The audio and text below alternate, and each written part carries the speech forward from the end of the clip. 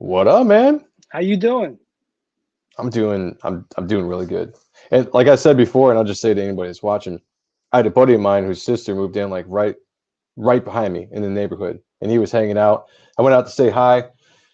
He had a flask full of whiskey, and I took a swig, and it's been the first time I've drank in a little while, and I got pretty. I'm not, I haven't drank in a while. I'll say that. All my music days, I used to drink all the time. My tolerance is not what it used to be, and I Yeah, got a nice little buzz. I'll you're say old and that. trash. That's what it I is. I am. That's Yeah. exactly what it is. What up, Leandro? Leandro, what's up, brother?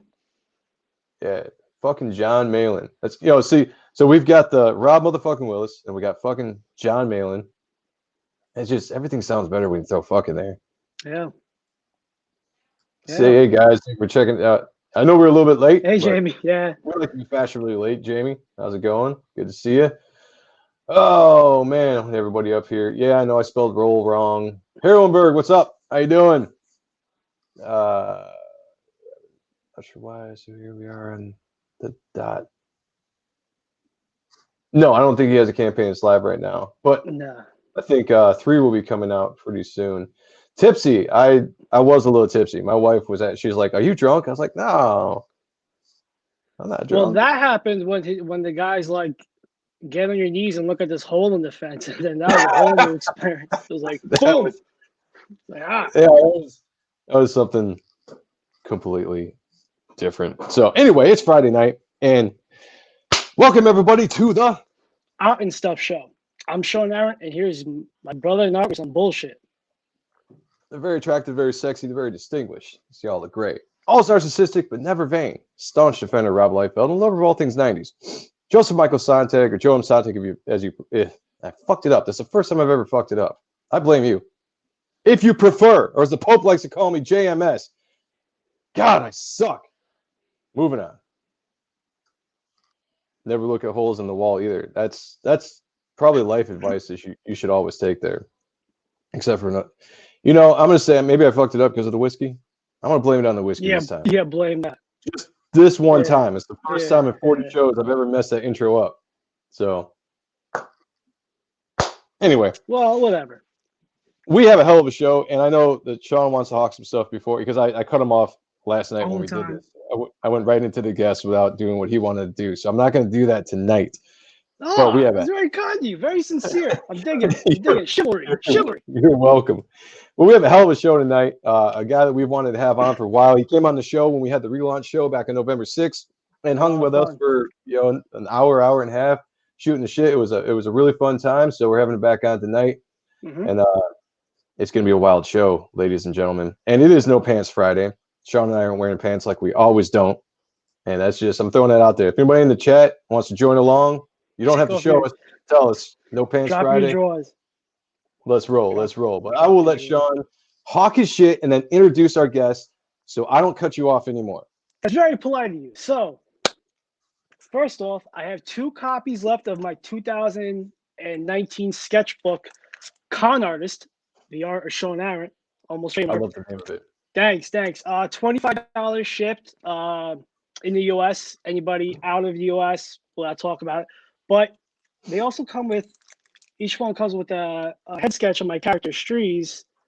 So, Very you nice. get some art and you get some collective art, which is mostly like pinups and some side gigs I've had throughout the later of 18, early 19 time frame. Didn't do one last year because we didn't have any shows and all that, but maybe down the line. But yeah, so hit me up. 25 shipped US, and yeah, that's pretty much it.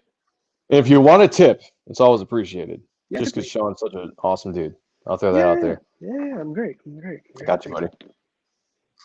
All right. All The right, floor is yours. so we have a great guest, like Joe was saying. I work for digital webbing. Did work for Rob Liefeld, Nitrogen, and also Supreme Story written by Robert Kirkman. So that's cool. Worked for Marvel on titles on Cable Deadpool, Thunderbolts, Cable itself, The New Warriors. Went on with Richard C. Meyer for Jawbreaker's Lost Soul. Huge success. And I'm gonna also say the big numbers co-creator, for that. Yep. big numbers, of the massive campaign Graveyard Shift. Awesome book. And the upcoming codenamed Thunder, but I think that's a title that he's going to work with. But without further ado, what's up, Mike? Papa John So, Mike, Mason. what up, John? Welcome to the Hi, show. guys. Yeah, Thank great you to for be coming here. by. Thanks for having me. Yeah, Yeah, you left out Youngblood and and Project Thundar. So just the correction on that one. But yeah, that's I the said next code name. I said code name son. My bad. I Yep. apologize. You're close. Yeah, thank you for all that. Appreciate it. But the It Youngblood, was- you think I would be on board with, but like, yeah, I was saying, how'd you yeah. forget that one? Yeah, you went through the Liefeld checklist. And then Yeah. like, that whole run on Youngblood, fuck it. Didn't matter. You know what? Rob doesn't own it, so do we need to bring up Youngblood? Oh, yeah, Yeah. good point. Yeah, good point. Yeah, until it's back in the proper hands of its daddy. Yeah, why should we even talk about that? Yeah, it doesn't Right, exist right. anymore right now. Mhm. So that's Not- for damn sure. Not in my book. So how you been, man? I know you had a rough couple months, but you conquered a lot of shit, kicked a lot of shit's ass, as you always do. Yeah. Well, the rough couple of months, yeah, I went to the hospital for COVID. 120% better. I'm in better health now than I was before I went in. I've lost weight. That's awesome. I've actually lost 30 pounds in 2 months. So largely from just restricting my calories, and I do like 1,500 calories a day. I get on a treadmill about every other day, burn 250. I'm not drinking pop. I'm not eating candy. Rarely touch fast food, and kind of low carb meals. Other than that, not keto, but pretty much low carb. Yeah. So other than that, yeah, I'm shedding about 5 pounds every 9 days. I'm Nice. trying to get to 195. I get there, perfect. I'm at 210 right now. I was gonna say, I tried the keto diet once with my wife. She wanted to do it, and I was like, sure, let's do it. I couldn't do it. There's just too many things you can't eat. So Right.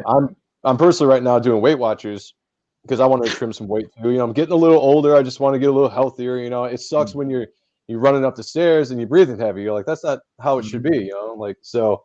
Weight Watchers has worked really good. So we're all getting healthier. I like it. What, Sean? You and Oprah, you guys are doing Weight Watchers together? Was she doing? I don't know. I mean, I don't know what she does. together. If she gives me a car, I'll do anything she wants. Well, not anything. There's a lot of things I wouldn't do. But if she gives me a car, I'll do Weight Watchers with her. That's for sure. What's up, Prime Time? Mark. Good to see you. Yeah, something about the Zevia. Yeah.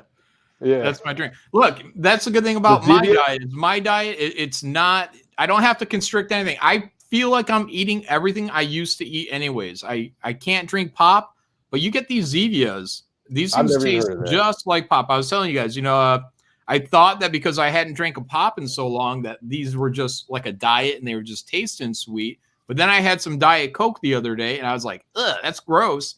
This actually does taste good. I just replaced everything I eat. You know, like I love meat and burgers, and so I take the bun off and I just put these little pita shells on there. And somebody was recommending like some kind of low carb wrap I might try, but I'm eating the burger for the burger, the cheese, the onions, the tomatoes, everything that goes on a burger that I love. Like so, and pizza. So I went to the cauliflower crust, thin crust stuff. I have to still test that out a little bit, but I didn't really sacrifice much. I just feel like I replaced everything with a healthier option. So I eat pretty much as I want. I still have a bit of portion control. Ice cream, you can go get this like keto ice cream. Again, I'm not on a keto diet, but they have this keto ice cream. It's like, what is it? Like 1 gram like of net carbs. And there's another one where it's 8 grams of net carbs. I grab those up, man, and I actually get like standard regular fudge, but you can get use 1 tablespoon of it. And, so you cut the calories in half on that.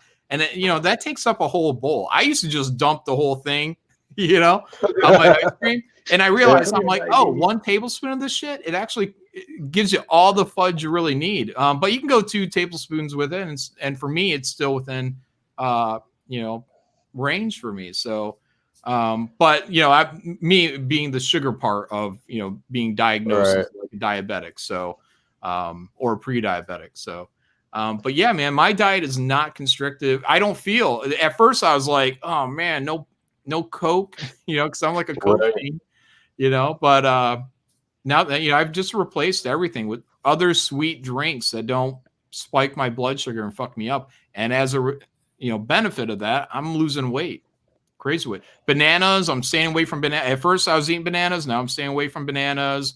I still have a potato, but it's like a baby potato. So when I have meat, I have a little baby potato with it. Again, for me, it doesn't drive my blood sugar crazy. So even steak and potatoes, I still get that.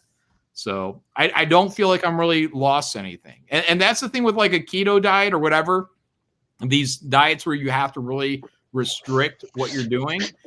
That's the hard part. Like you got to cut everything back. Like keto diet, I think it's something like don't go over like 30 carbs a day or something. I think I'm getting like 30 carbs a meal. So the keto's crazy. Yeah, 5 pounds every 9 days. Restrict your meals to 1,500 calories. Cut out the sugar. Get on the treadmill every other day. Burn off. Walk for a half hour. Burn 250 calories. That's it. Yeah, keep doing coke. That's all you need. Do coke and get on the treadmill. Yeah. Then when I hit my goal of 195, then I actually have to up my calories. So like I get to eat more. Like that's the benefit of the finish line, just to maintain my weight. Otherwise, I keep losing weight. But so I'll actually have to double up on my meals a bit just to maintain the weight. So I'm kind of looking forward to that. Then I'm not struggling. I'll say I've been enjoying Weight Watchers because it's just basically point counting. I can still eat whatever I want. I just keep within a certain point. And I've been losing weight on it, which is nice because like I still want to eat the things I eat. I just need portion control and just not like. Well, that's what I would drink. Yeah, because I used to drink crazy amounts of pop. Love candy. All the junk food like chips and stuff like that. So you it's just Central Americans and your terms for soda. It's fucking wild, man. Soda. It's pop, man. It's pop. Where do you get soda from? I don't even know what this is. Soda's redneck. Yeah. Is it? Yeah, Michigan, look, man, soda's always been redneck to me. I got family down in Missouri, and a buddy of mine, when we were kids, he moved up from Texas, and he was talking about soda, and I was just like, that's terrible. Like, we got him to say pop. Then I moved out to California, and everybody said soda out there. I was like, really? Like, are you guys like acting like you're rednecks? Like, why are you guys saying soda? So, down south, Midwest, it's pop, man. I don't know. We got a crazy, funny country we live in here. That's for sure. Well, I enjoy the chat so far. Everyone's jumping in with their diet recommendations and the fact no pants. Again, no pants Friday, everyone. Oh, right on. Cool. Spread that. Chime in. Shit. Spread that rumor. That's what we do here on the Ott and Stuff show. I'm not meeting the dress code today. Sorry, guys. Next time, but it's cool. Yeah. I usually stream with no pants on, but I am in fact wearing pants today. The one time. I tell you. Let's see. Soda. Never hear around here in Massachusetts call it pop. Well, yeah, you guys, and that's East Coast, man. You guys probably call it, you guys are, a little bit hillbilly. What can I say? Yeah. From Sparta, Michigan. How close is that to John? How close is that to you, John? Sparta. Let me pull it up on the map. I'm not gonna like dox myself. I'll give you a range. Right. Sparta. It's obviously not that close because I have to look it up. Let's see.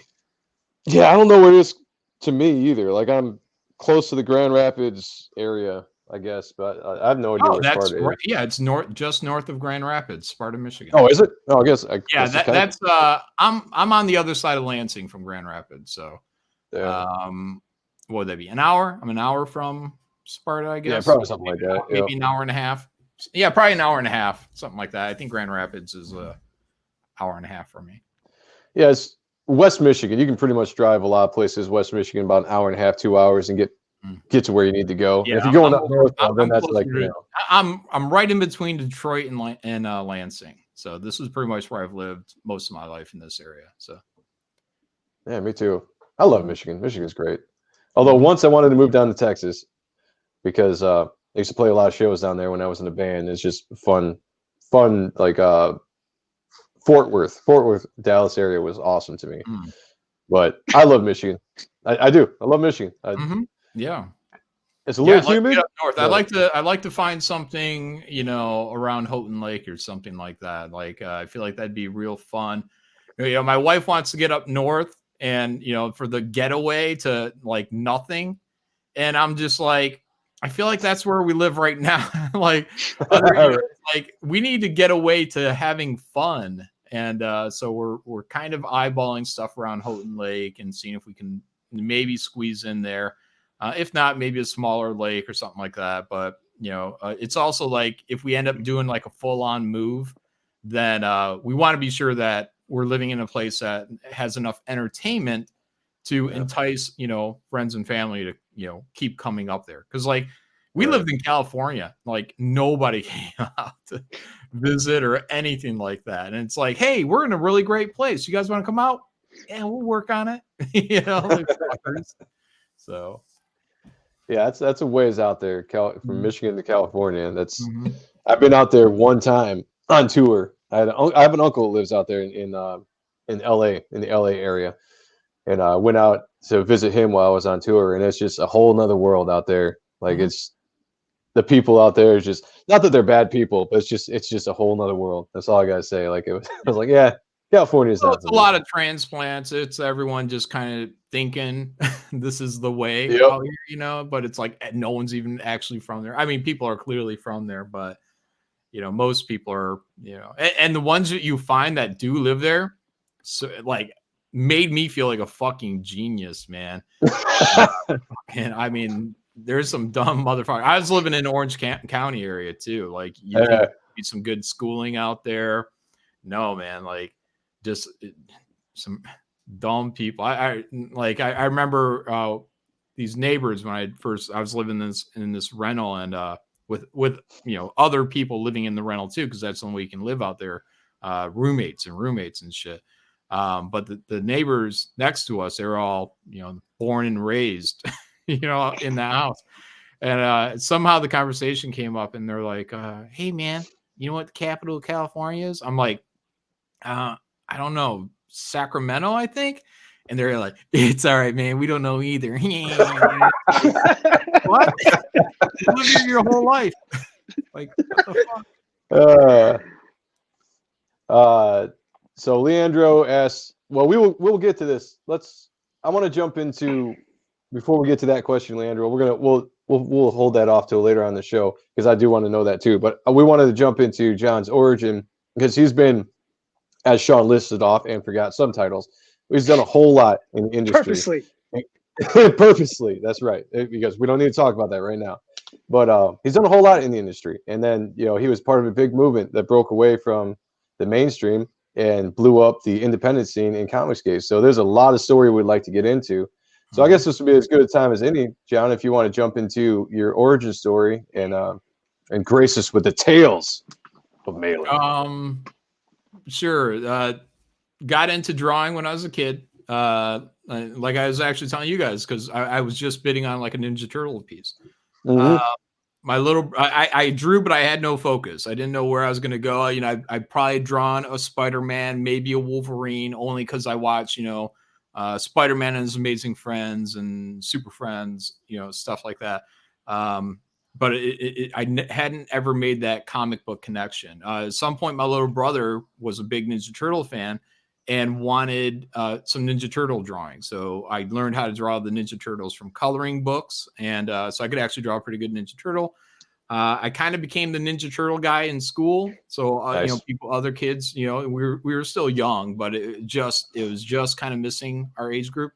So, but you know, girls, hey, can you draw me a Ninja Turtle? Sure. You know, maybe for their brother. I don't know. Here you go, Ninja Turtle. Right. So, eventually my older brother, who's criminally minded, definitely. I mean, we all, I think, we were poor. Went to the local gas station, grabbed a handful of comic books off the rack, and walked out with them, and without paying. The clerk came, and my brother, right before the clerk came, had set them. He told me he had just set them on like the ice box, and because he had to do something, readjust or something like that. Then the clerk came up behind him and searched him. I don't know, asked him. So what do you got? Right. And he's like, I got nothing. And the guy didn't notice the books. And as soon as the dude went in, my brother grabbed those books, brought them home. When I came home from school, I had like 30 comic books laying all over the floor. Oh, nice. And so I don't remember what my first, I go to gas stations, grocery stores. There's those things again, comic books. The one realization I had was that these are a lot more detailed than coloring books are. And I kind of like to try to draw this stuff now. And so, practice and this is now 89, 90, something like that. And I'm starting to realize that the artists that I'm kind of gravitating to, I'm buying the same book, but I don't know why. And then I start seeing the same names popping up, Liefeld, McFarlane, Jim Lee. And I'm like, oh, I think I buy these books because I like what these guys are doing. Like this is what I have to look for. Their names more than, if it's, some kind of X-Men or whatever. I need the name. Like that's the key for me is I'm really digging this artwork. And, so whatever. I mean, Image formed. I was a kid and big fan of everything went on there, really gravitated towards that. All the people that came out of there, influenced my work. And, fast forward to 2000, I'm on the internet finally. Digital webbing is a thing. It's a small website at the time. A lot of arts being posted there. I'm trying to figure out how to get art online at this point. But Ed Dukeshire, who ran that site, had just posted like an open call. Hey guys, we're gonna try to do our own book. It's gonna be called Digital Webbing Presents. If anyone wants to have a shot at it, let us know. And I mean, this was like, you want it so bad. Everybody that participated in that book, we paid for our pages. They didn't pay us. Yeah. We paid for our page. I think it was like $70 a page or something like that. Oh, wow. Everyone was doing like a 5-ish page story. So my very first work was 5 pages, paid for, I paid for it myself. The guy who I think wrote it, maybe he inked it too. I'm not sure. I'm not quite sure on that. He paid for his page and part of the pages. And, there we go. So that was my first printed work. It's a little embarrassing to look at. But, you got to start somewhere and you got to, Right. say, all right, maybe I'm not ready, but I got to do something. So that was Digital Webbing Presents. Eventually I did like a cover I did some pinups for different people. I did a tech jacket for Kirkman. This was before, Walking Dead and, maybe Invincible was creeping out right around that time. Okay. Yeah. So I had some occasional kind of little pinup stuff. I didn't even know if I got paid for them. It's just kind of like, again, doing it to get some work out there, get some, cred. And eventually I answered on the Image Comics website. They had a little banner up there to say, hey, we're looking for interns. So I'm like, oh, okay. Hey, I contacted them, hey, I want to come out there and do the, try out for your internship and da-da-da. And they're like, great. I don't know, be here Friday or something like that. And I was like, shit, man, like I'm in Michigan. This is, Orange County, California, the city of Orange, I believe. Yeah. City of Orange.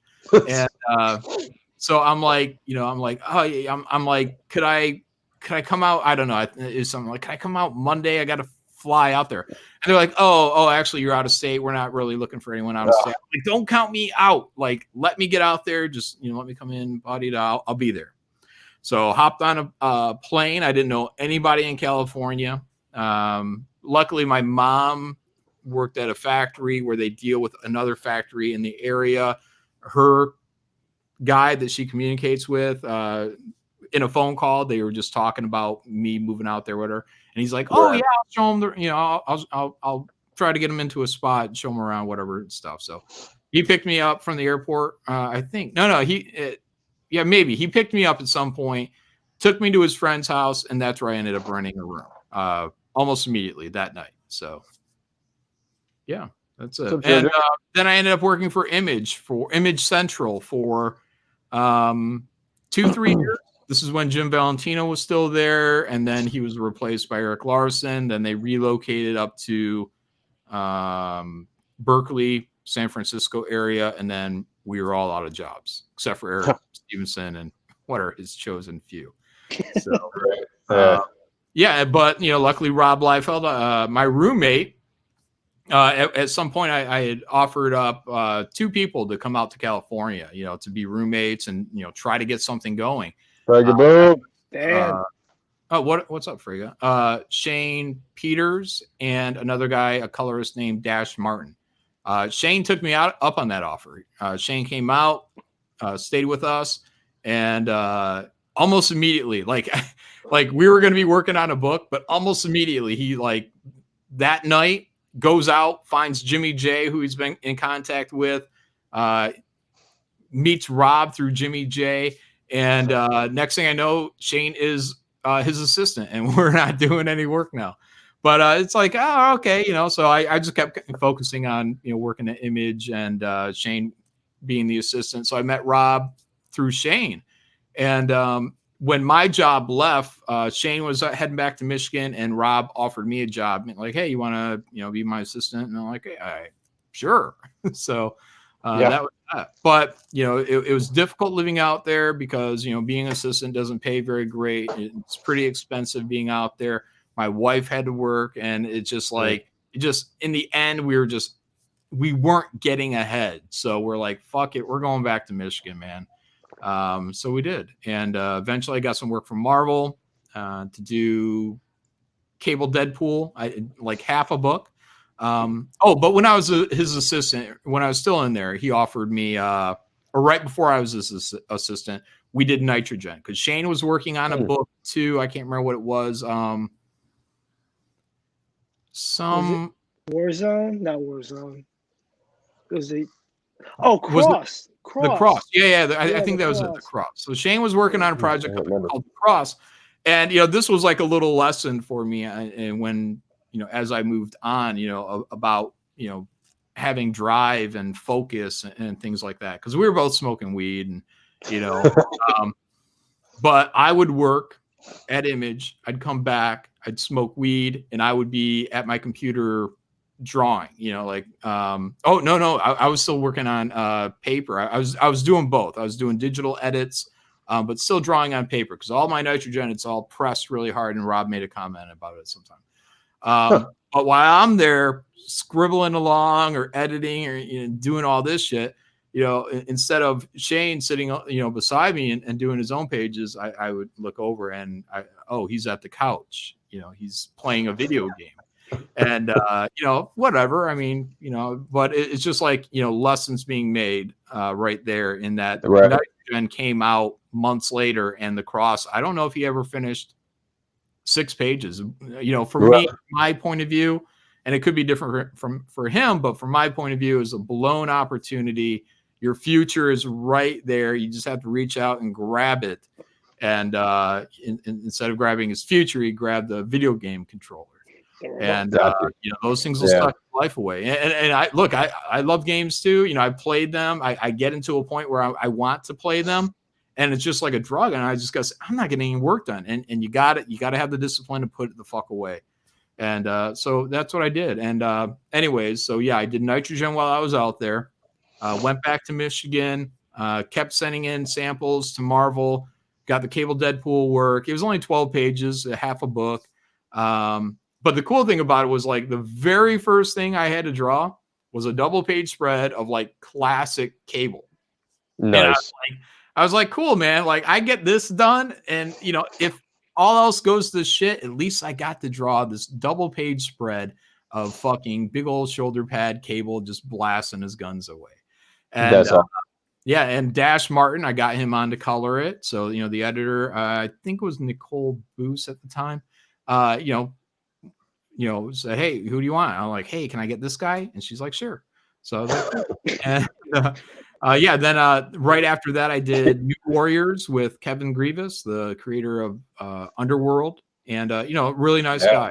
Yeah, difficult to understand on the phone because his voice goes to like a super bass level. Mm-hmm. But really cool. I got a text from him.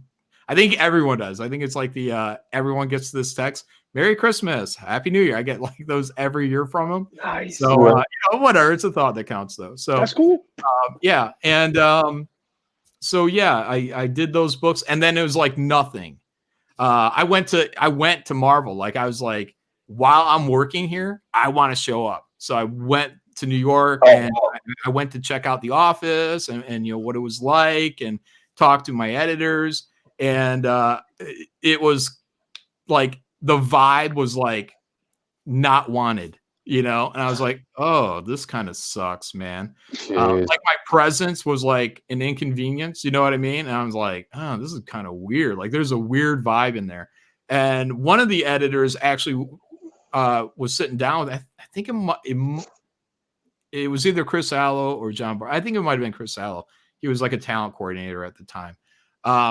But he was like looking at some of my work and pretty much recommended me to go other places. I'm like, I want to be here, man. Like this is where I want to be, you know? And anyways, so I was like, this is a bad sign. And my work had dried up like nothing. And it may have had something to do with CB Cebulski. I never got a job while he was there. Chris Allo came in as the talent coordinator because Cebulski went off to do something. And so Chris Allo had this time as talent coordinator. Just during that time, I got in. Cebulski came back, and I was back out. So, you know, I don't know what his fucking deal is. I don't think the guy likes me. But anyways, yeah. So after that, it was kind of like Mark approached me. Hey, you want to do Graveyard Shift? You know, we'll do this book. And I was like, oh yeah. And then I got started on that. And as soon as I got started on it, Rob contacts me and he's like, hey, you want to draw Youngblood? And my rule is always paid work before anything else because I got to make a living. I got to pay bills. Yeah. I can't do this fucking have your dream. You know, like you got to make fucking money. So I'm like, absolutely. So Graveyard Shift went on hold, went over there, did Youngblood, which is great because now I'm getting paid to draw and I'm leveling up over Youngblood. I know we weren't going to talk about it, but kind of got to stop talking. That's fine. Oh, it's part of your history, so yeah. Like. But I start leveling up over Graveyard Shift because I finally decide that paper isn't really cutting it for me because what I do is I draw it on paper, scan it in, start going into Photoshop, and then I'm doing so much editing while I'm in there. I'm like, it would just be easier for me to just do it all in the computer than to do this process. And in terms of original art sale, I'm looking at what it was before and what it is after I edit it. And I'm like, this is almost embarrassing. I couldn't hand it off to somebody so that they could see all of my flaws, you know, by holding it up to a printed book. Right. So I went digital and, you know, I did some, I think within that run, I ended up doing some really good work, man. I was smoking a lot of weed. And, you know, that Bad Rock issue, I think it was 76, the solo Bad Rock. That was a great story. Like you hit all the beats. Like it was a phenomenal book. If somebody gets it, read it. It touches the guy inside. Was like they start on the moon and they go to Earth, and like the time that they go from the moon to the Earth is like it doesn't really show anything. So the jet had to look really kind of like a little different than like your regular space shuttle, because in reality that's like at least a 3-day trip. So, right. Distance is so great, but in the book you know it's only a little bit. Oh, I put a little Michigan cameo, I think, when the shuttle is like kind of coming into Earth. Yeah, I did. And actually a local-ish town to me is where I have it crash land at, because they actually do have an airport in this town. And the airport now is actually growing, but when I put it in the book, I made it a little bit more like they got a tower and all that.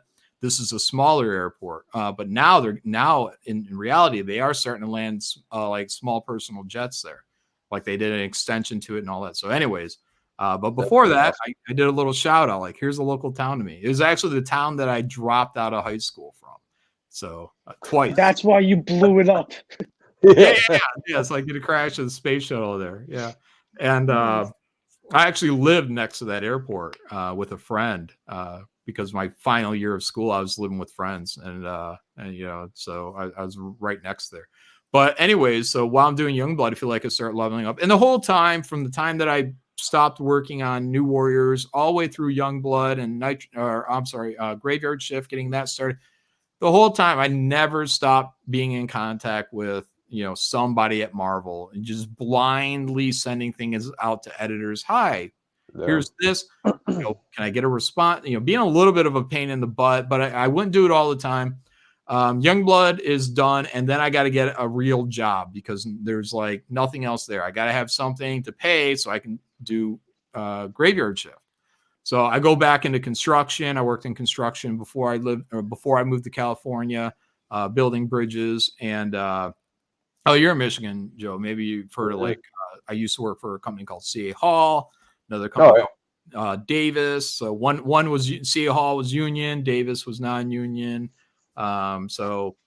Anyways, yeah, I went back into that. And before even going into that, I just did some odd jobs just in case Marvel or somebody was like, yeah, we're ready for you, Right. And so eventually they did call me back, and Tom Brevoort gave me an opportunity with, what was it? Thunderbolts, because I would work at construction and my hands would just be too swollen to really kind of produce work during the year. I could maybe get out a pinup or something like that and just kind of occasionally send one off to like Tom Brevoort and everybody else that I was blindly sending these to. And, Tom Brevoort got to the point where, I was just looking for the project for you, and it pissed me off because I heard that so many times over the years. I'm like, how about something with fucking spandex and a cape? I draw superheroes. Like you guys are hiring all these guys that aren't into superheroes. How about hiring the guy who wants to draw fucking superheroes, motherfucker? But obviously I didn't say that. But this is what I felt for years. I'm like, because it was always looking for the right project. But what's the right project? Spandex, boots, capes. Let's do it. Cityscapes. Let's do it.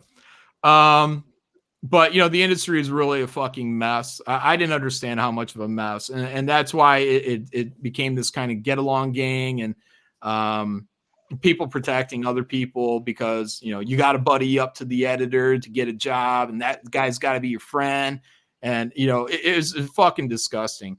And CB Sobolski actually made a comment. I think he's made this comment like several times, but he made a comment like, oh yeah, well, if you see an editor at at like a bar at a convention when they're hanging out, offer to buy the editor a beer. How about that editor offer to buy you a beer? You got the fucking company card, motherfucker. That editor should be being like, oh, you want to draw? Well, let's have a conversation. Here, let me buy you a fucking beer, motherfucker, on the company fucking card. Like, how is that so fucking hard? So, anyways, yeah. So eventually, I in the wintertime during layoff, because in Michigan, we get like 5-6 months layoff.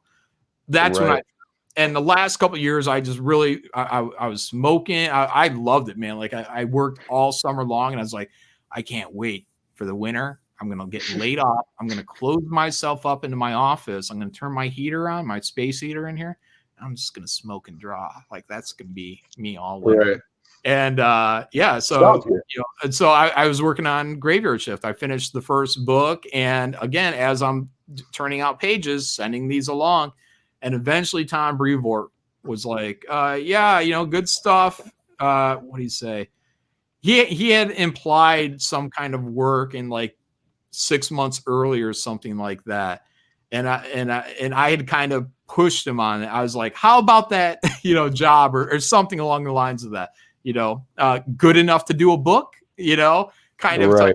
And then he's like, and this was like December, because this happened over New Year's. And he's like, all right, well, give me a pinup of, these characters. And it was the new Thunderbolts characters.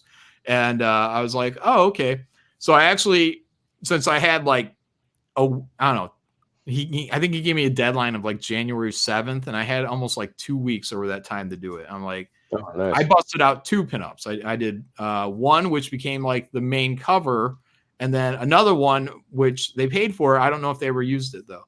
And then it, I had hoped, I'm like, what if this is a test? What if this is what if they're going to do a Thunderbolts book and this is actually the test? And it was a test, and it did become the cover, and I got hired to do that book.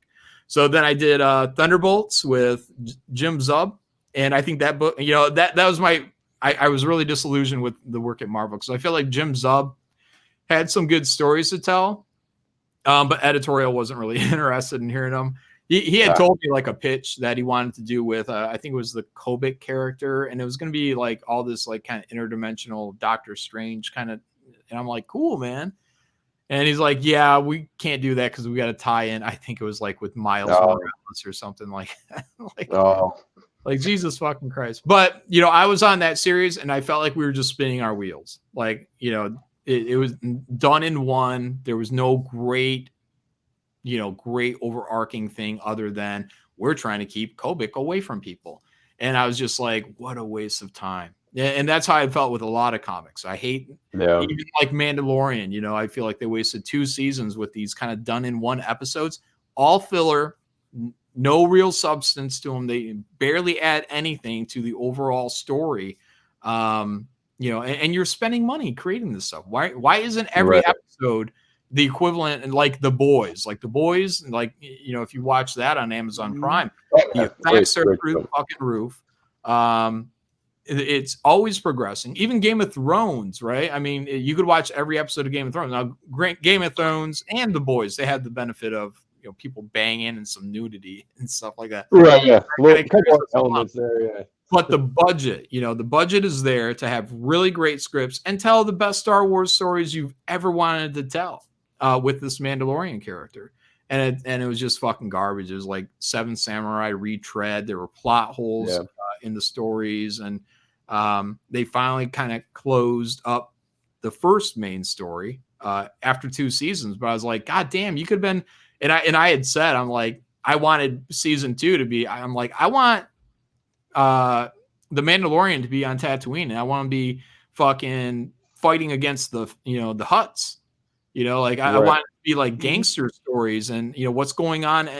Build it around Tatooine like that, and didn't get that. But thankfully, little spoiler, they show a spinoff at the end of Mandalorian for Boba Fett, where he's going to be basically the king of Jabba's palace, and so now that might become the series that I wanted to watch. So that's kind of good.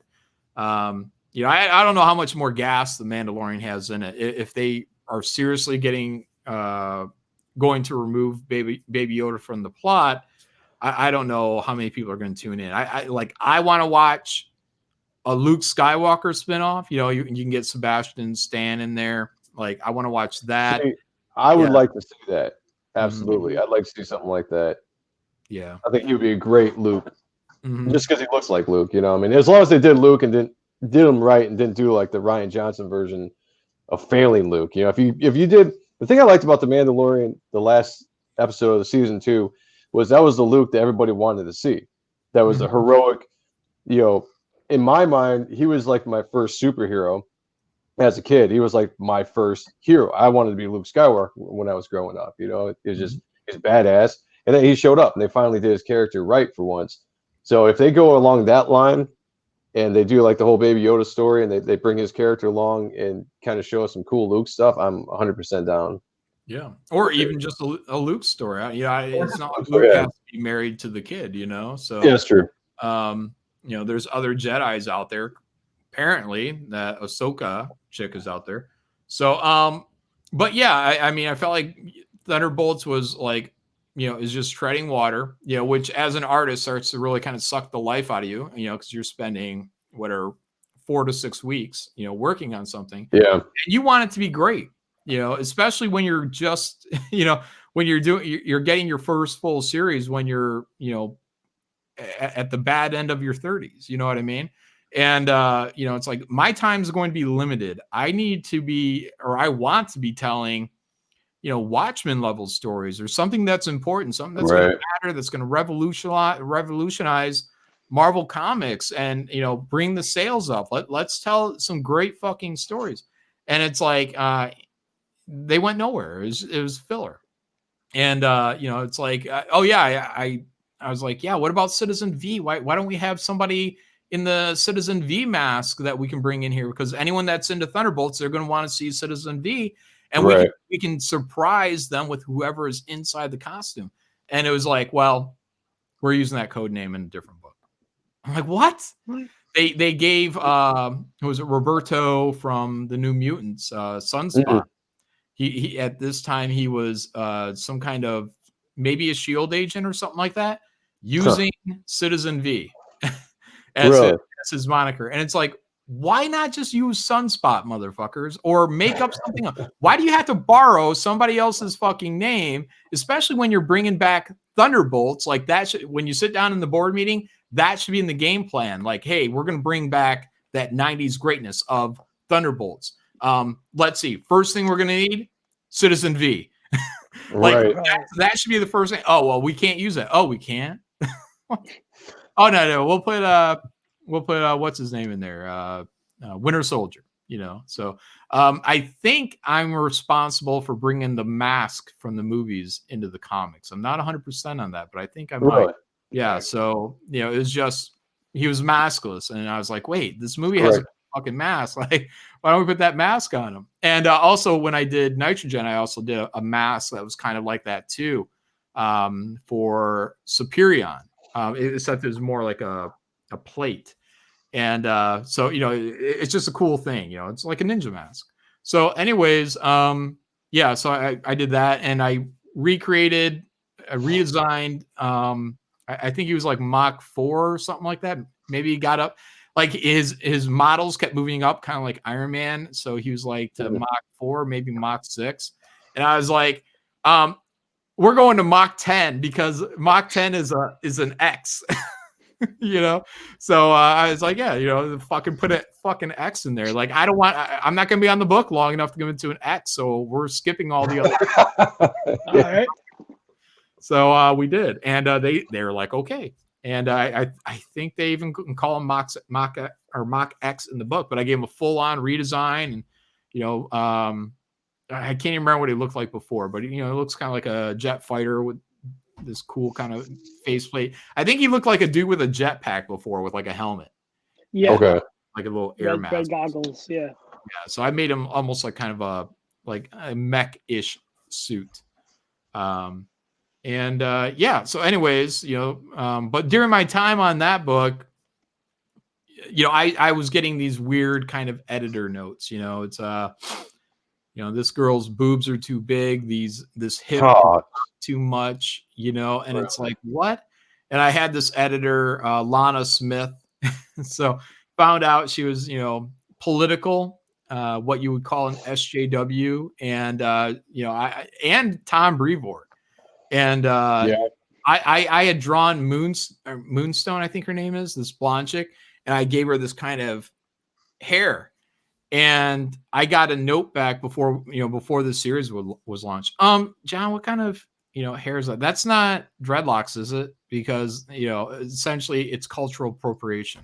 Oh, no way. I had to send them a picture of Shakira with like kind of dread hair. And I'm like, well, I'm going for this. And the reply is, oh, you mean it's kind of more like a twist?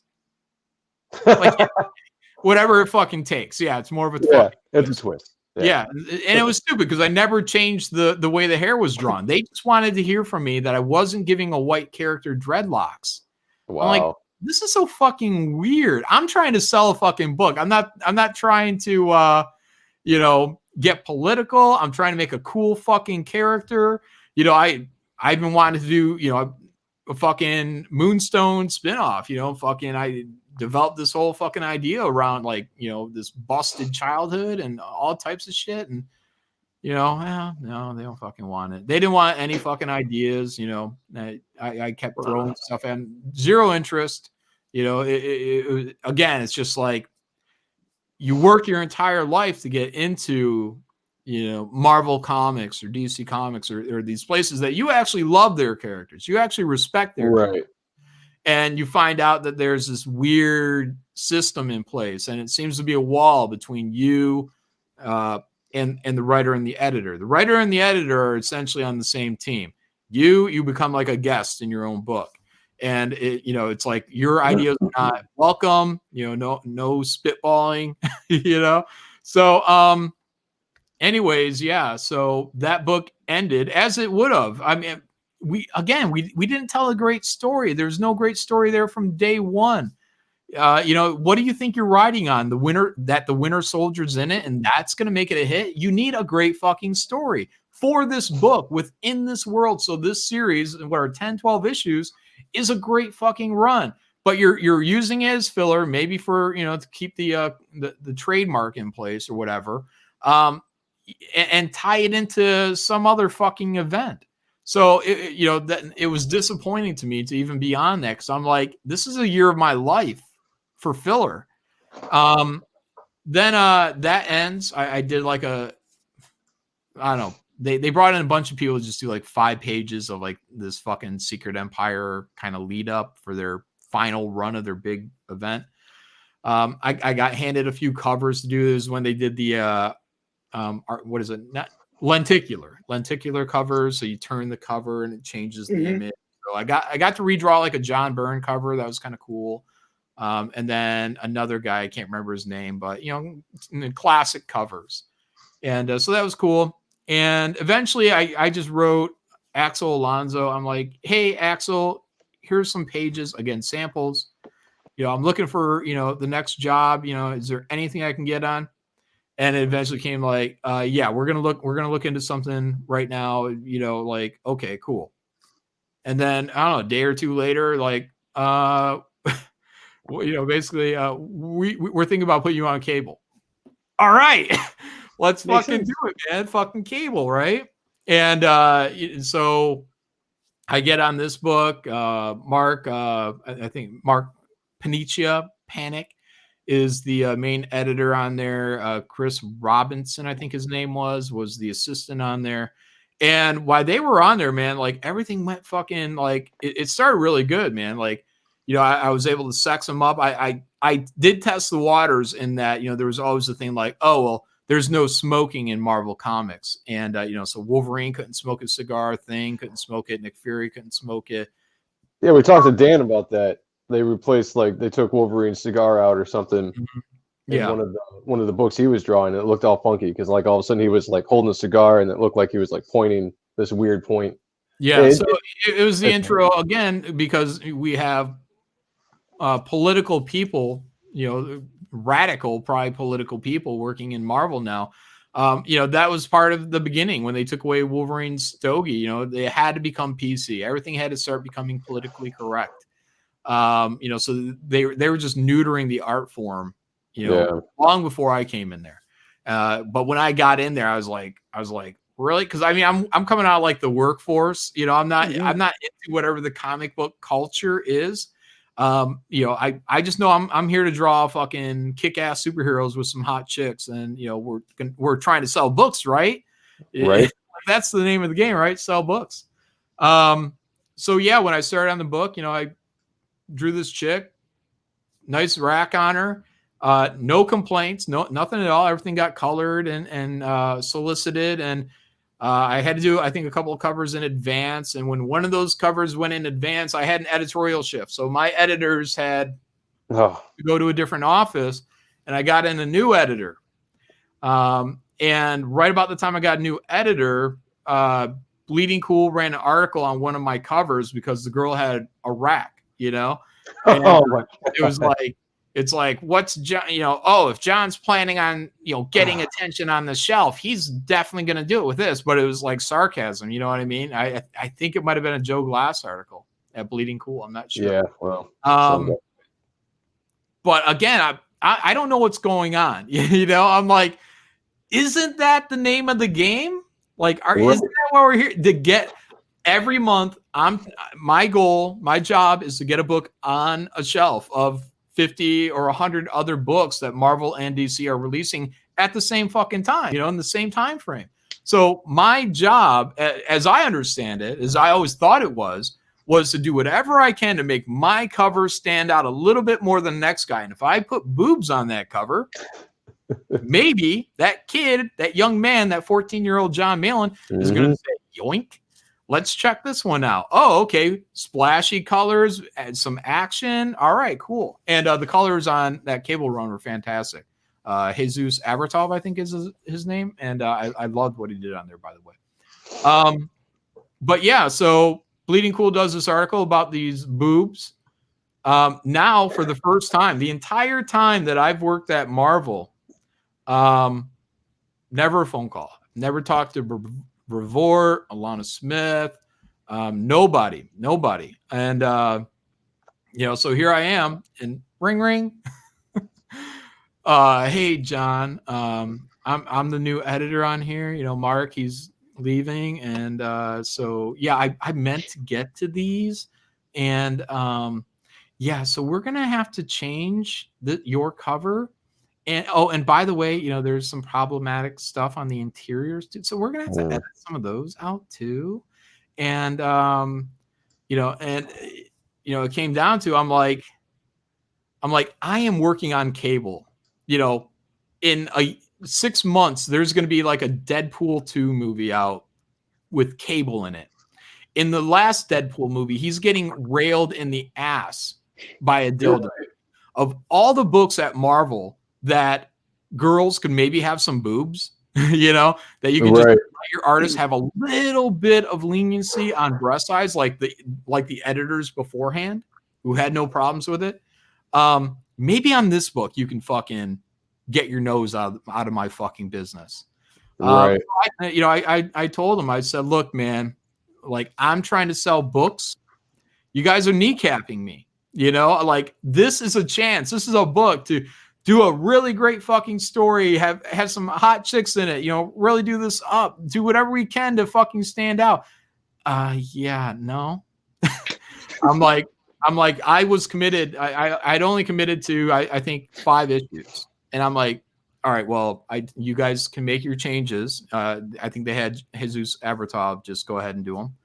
And after my commitment, I'm just going to walk. I'm like, I can't work on this book.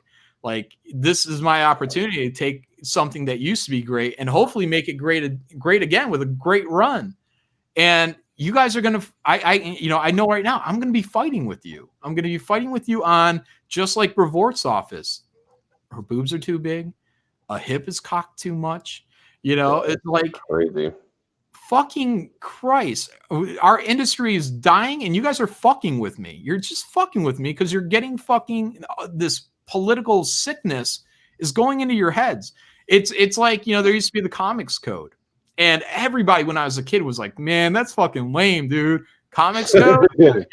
Like, dude, the comics are, we don't need that shit. Fuck those codes and all that stuff. And now the creators, the editors, they're all back on board with self-regulating to an extreme degree. The way women are presented, the way no one cares about a man, just make him a fucking buffoon and let the woman take the spotlight. No one cares. It's fine if you do that. They're hyper political people that just took over our fucking industry and infected someone like Tom Brevoort's brain. Because it turned out Tom Brevoort was the one who didn't want the cultural appropriation of the dreadlock. I didn't find that out until later. Because Alana passed that down for me. That was when the one time I've had a phone call with Tom Brevoort. He let me know that. So yeah, I'm like, I'm gonna walk. Like, I think that's it. And I wrote CB Sobalski. I'm just like, hey, I'm leaving. I don't know if there's another editor like Mark. Happy to do something. But if you guys got work, I'll stick around. And CB Sobalski's like, it's my understanding you quit your book. And it's like, no, I finished my contract with my agreement was to only do 5 books. But I'm just like, fuck this shit, because I already had the feeling that Sobalski, for God knows what reason, has something against me. I don't know what it is, but I'm just like, again, am I going to be in what should be my dream job, doing dream projects and fighting these guys? Is that what it's going to be about? And it didn't occur to me to, I don't know, a year and a half later. But I left Marvel Comics for the exact same reason fucking Todd McFarlane left Marvel Comics. So I was like, pat myself on the back. That's a Editorial good company. interference. That's what it was. That's what broke Todd from Marvel, and Todd had a much longer run and put up with it for a lot longer, made millions of dollars. And but he's a hero of mine. So I'm glad I could in that instance, unintentionally follow in his footsteps. And I pretty much put myself in a spot where I'm like, okay, well, what am I going to do? And I'm like, well, I have the first book of Graveyard Shift done, which I did before I was working at Marvel. So now it's been sitting for about 3 years. So I'm like, okay, all right, here will be my plan. I'm going to finish my second book of Graveyard Shift, and then I'm gonna find a way of putting it out, hook or crook. It's just gonna come out. And when that's done, I'm done. I'm going back to the workforce. I'm going to work construction. I'm not going to be, I'm just going to leave comics. Like, I prepared myself, and eventually what happened was, while I had done cable, people on the internet were noticing my work. And there was a guy named Richard C. Meyer, who was a comic book critic with a growing channel at the time. And, I've already seen his channel. I was getting clued in while I was at Marvel, what the fuck is going on with, these weirdos. And, Richard was very, very much in tune with what was happening. And I was like, yeah, man, it's political fucking weirdos getting in here who can't shut the fuck up about, their fucking Puritan-like beliefs and how to represent women. And like, motherfucker, this is comic books, this big guns, big muscles, maybe big boobs.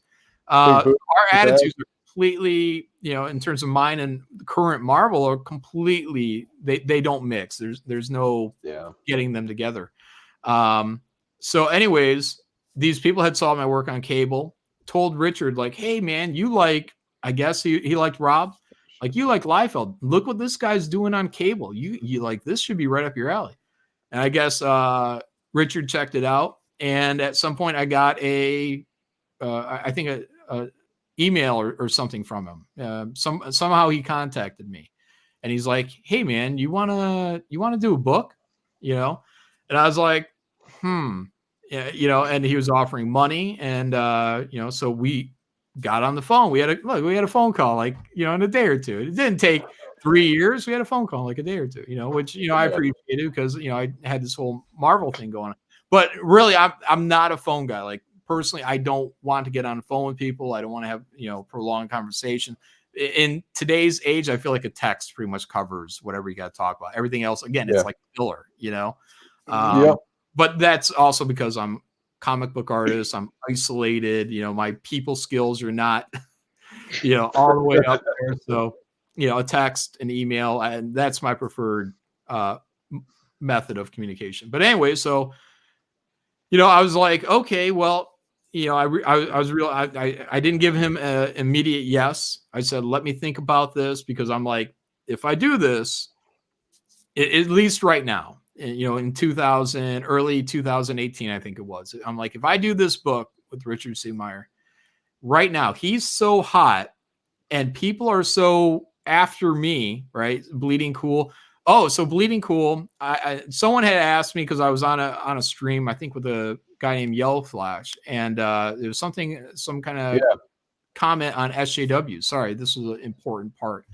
And they're like, aren't X-Men SJWs? And I'm like, no, X-Men are more like the Jews in Nazi Germany, and which is fair to say, Jack Kirby, Stan Lee, Newsflash, Jewish guys. So I'm like, they're more like the Jews in Nazi Germany, persecuted, the wrong ideas. And I said, the Nazis are actually more like SJWs, because I'm like, they're on this, puritanical thing. And this lit everybody up. The internet went on fire.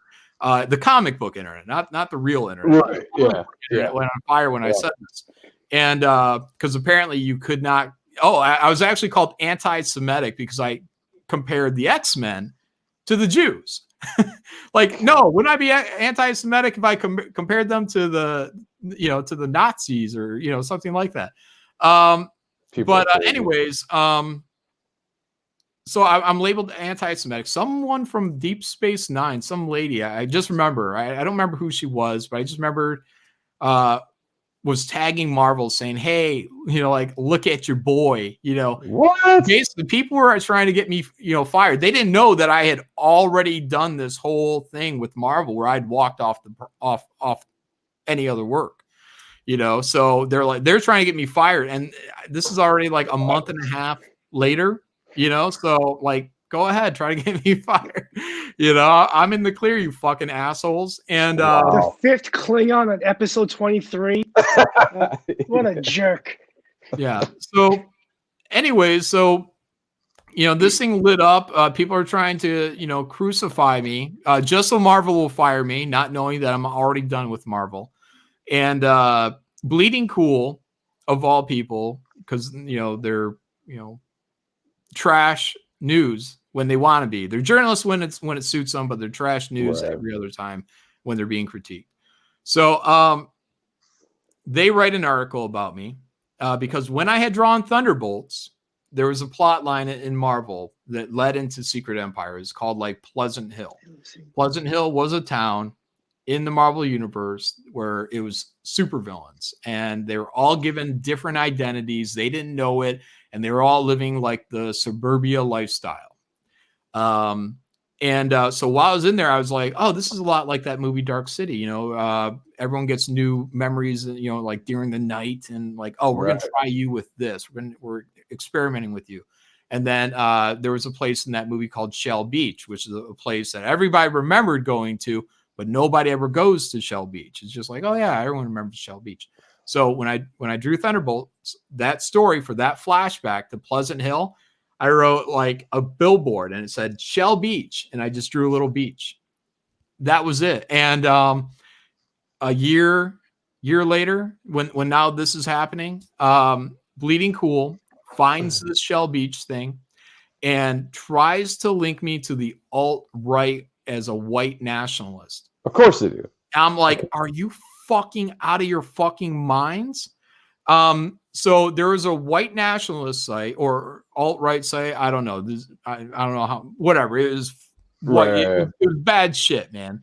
That had done a story on the Matrix and red pilling, but they also included something about how people who are fans of the Matrix are also fans of something like Dark City. I don't remember what their connection was with Dark City, but so Rich Johnston, the guy who is the head of fucking Bleeding Cool to this day, takes this article. Now, God knows how he knew about this fucking article. I guess maybe he's a white supremacist. Who fucking knows? So anyways, he takes this article, links it into his article on me, and tries to imply that I am signaling to white nationalists, I guess, my loyalty to them, and trying to put in white nationalist symbolism into this book. That's the extent of crazy fucking that we've had to deal with. People like myself, people that are just fucking speaking out about, this weird thought pattern that's going through the mainstream industry right now. And it's gotten worse over time. So anyways, I did a video. I did it on my channel. I don't know if it's still on there. It was like the first video I did when I got a YouTube channel. And it was Milo just I got to kind of fight back on that. And I showed the article. And the funny thing is the date of the article. When that was published, when this article came up, it didn't even exist. My book had already came out before this article was published. That's how ridiculous it was. And I told Rich Johnson that. I said, retract this shit, and you can still find this article on me. Just type in John Malin Nazi. It'll come up on Bleeding Cool. And you will find the link to the article on whatever the fuck it is. Dark City.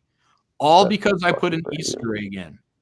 And and then they try to accuse me of doing the thing that I condemned Artie and Saif for, who was an X-Men artist. And when he did X-Men #1, he actually did put in anti-Semitic symbolisms into his book because he's Muslim, Islam, from another country.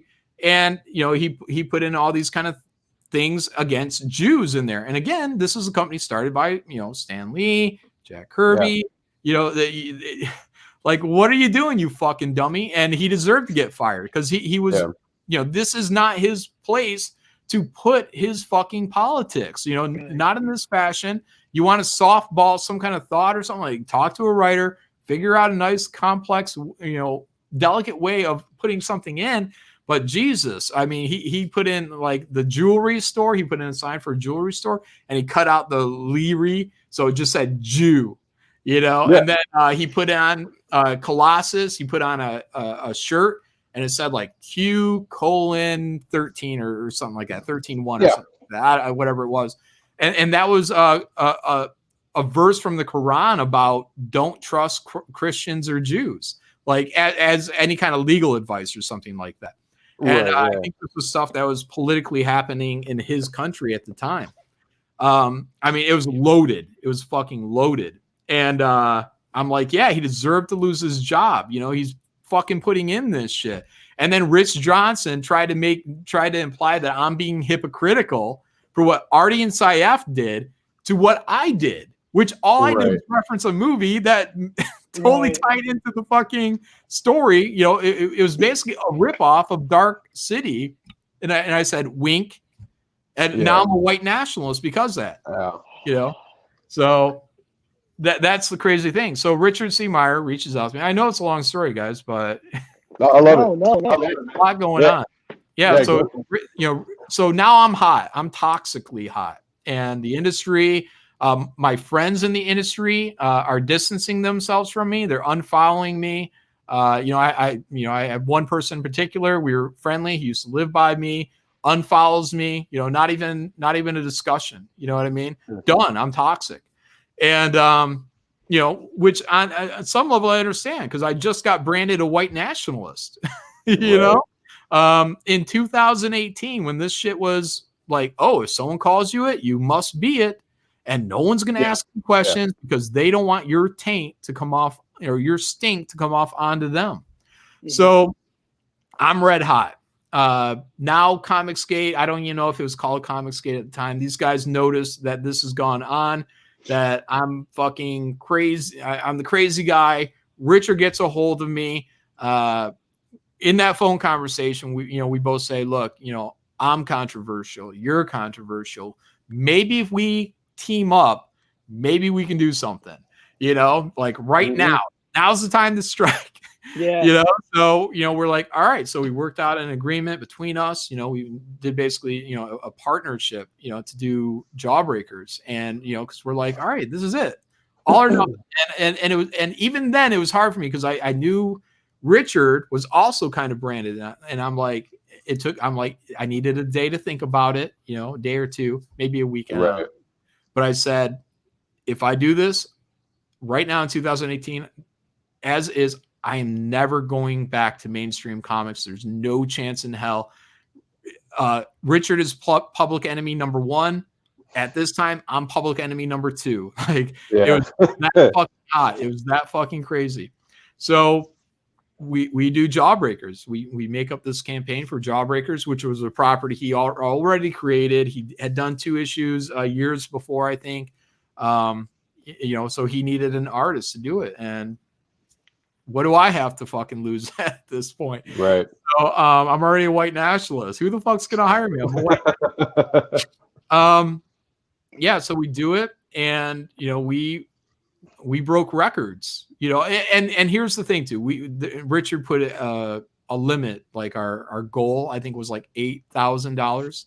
And none of this came easy, guys. Like, as I tell the story, it can be exciting, but understand, I mean, when that goal of 8,000 or whatever it was, it might have been even 4. I don't know. If you guys, someone looks up Jawbreakers Lost Souls, and you'll see whatever the goal was for that one, the initial campaign. So that number, if we didn't hit that number, we would have been erased.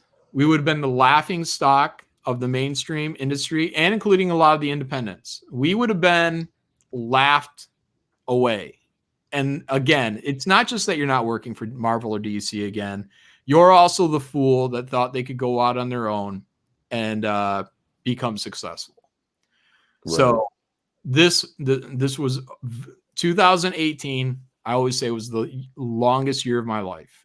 It was for comics, like that was just it. It was all or nothing at that point. Back is to the wall, and you got to just give it everything you got against the people that are coming after you. So that was our attitude. We put that book out, crossed our fucking fingers that we made our initial stretch or our initial funding goal. And, I thought, I'm like, realistically, I feel like the heat is here. I feel like we can do something good, but you never know. It could be 10 guys that are really excited for you, and maybe those are the only people that end up backing your book. But I'm just like, the potential is here. If it was ever anywhere, it's here to do something right here, right now. It's got to be like this heat. It has to mean something. It's got to be something real, Right. And we launched that fucking book, man, and it took off like a fucking rocket. So we made our goal in, I don't know, an hour and maybe 2 hours, something like that. And we did extremely fucking well. And then, when it's like just about the time to be like, yeah, dude, we're fucking doing something. And we're doing it rather well. I think right around the time we were about to close, I think we were only closing at maybe just over 100,000 or something like that, which was still, I mean, there were comic pros, Rob Liefeld had done a crowdfund a year or two. Yeah. Only raised, comic book industry legend, only raised about $30,000, maybe tops 40, something like that, at that time. And so for us, these two kind of whatever, near to wells like Thelma and Louise. Louise, yeah. Fucking for us, these nobodies, these alt-right fucking white supremacists to come up and do $100,000 and make other people look like not so great. Yeah, that actually ended up turning more heat up on us, and that's when the people we call SJWs came after us again. And they found out Richard had struck up a agreement with Antarctic Press, and Antarctic Press was going to publish the book and because none of us knew anything. We didn't know anything about publishing. Like, how do you put a book together? How do you send it off to the printer? Like, what is all this? It's all foreign to us. We're just comic book creators. I draw, Richard drew, and Richard writes. Like, that's all we fucking know. Right. So Antarctic Press was going to take care of that legwork for us. And, the SJW people, they couldn't have it. They couldn't have us be successful and to have a distribution outlet that would allow us to get into the comic book stores. For anyone that may not know, Diamond is the distributor of all comic books. You want to get into comic book stores, you have to get through Diamond. So you get a publisher that's already in Diamond, and then they can get you into the stores because they're publishing you. So since we had, and it was public, as soon as they found out that we had Antarctic Press, they went after Antarctic Press. They flooded on my, I guess, with phone calls and emails, and they put the pressure on. But it didn't matter until the fucking whale, Mark Waid, came in and said basically the hounds of hell are outside your gate, and the only thing, I'm paraphrasing, right? And the only thing stopping them from getting in here is me.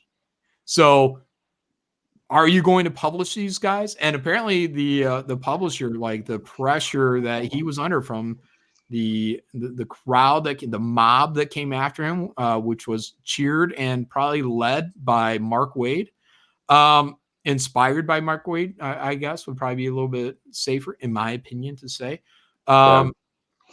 The guy broke down. He's crying, I think, on the phone to Richard, saying, dude, I did not know it was going to be this bad.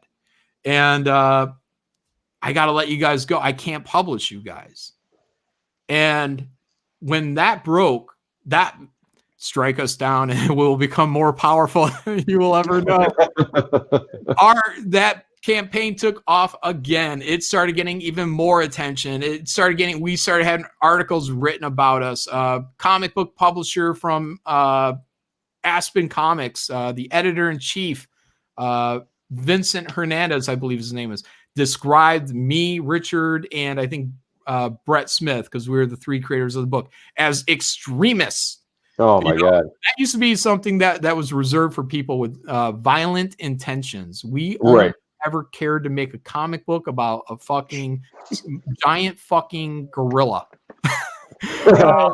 And we were described as extremists by this fucking industry. And so they tried to censor us from the industry. It ended up becoming a lawsuit. And, look, I mean, that's why I got a bone to pick with Neil Gaiman.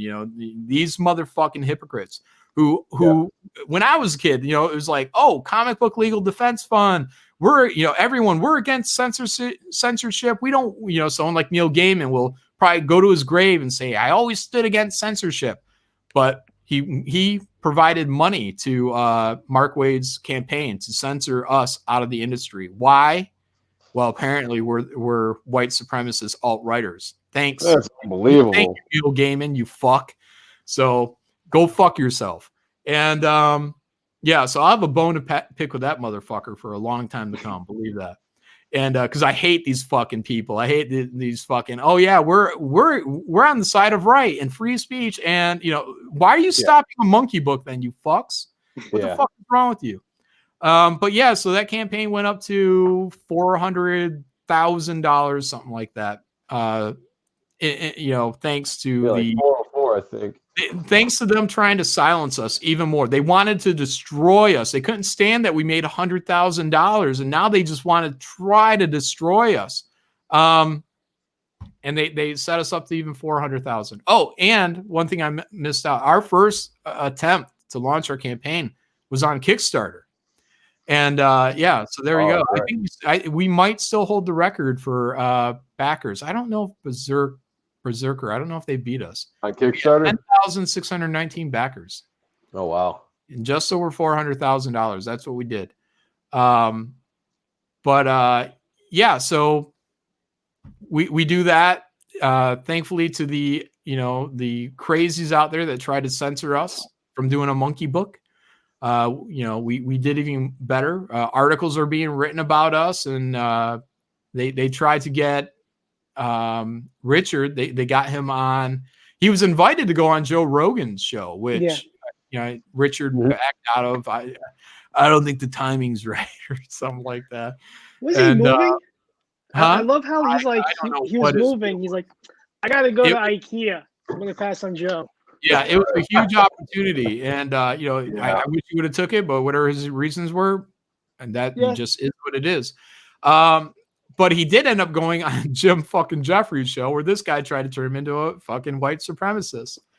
Jim Jeffries was called out later by another guy down in Australia, I think, and who was smart enough to record the interview that he had with Jim Jeffries.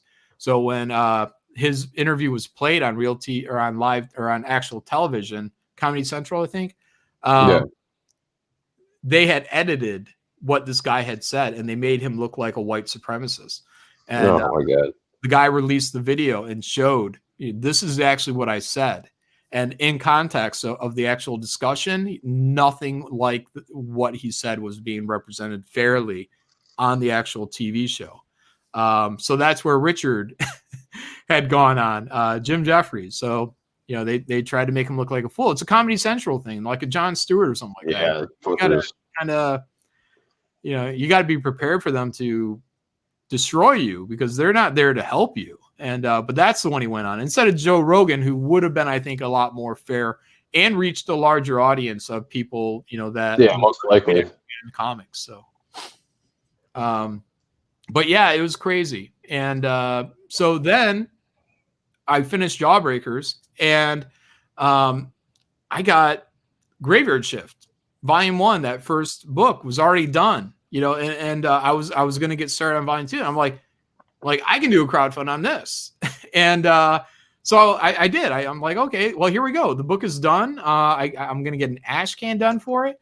And, the only difference was like Jawbreakers and all of our, you know, like Comicsgate kind of campaigns, they all tend to run until they're being released. But I kind of made it a point that I'm like, I'm only going to run for the actual campaign time. So you can, you know, the countdown time. After that, Indiegogo will let you go in demand. Oh, I'm sorry. That's what I was saying at. So we were originally going over to Kickstarter before we launched on Indiegogo, before we launched this campaign. And we were rejected. Like they're like, nope. Again, this is 2018. People are fucking hot. There's gatekeepers over at Kickstarter. So, you know, at first we were kind of embarrassed by it, and you know, we're just not going to talk about it. We're just going to launch on Indiegogo.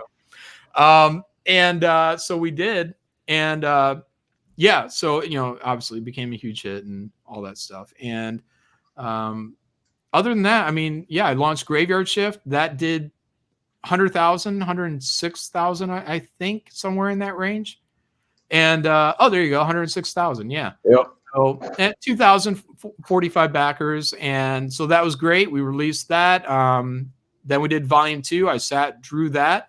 That became even more successful, and we followed it up with Graveyard Shift Volume 3 that we released this year, or I'm sorry, 2020.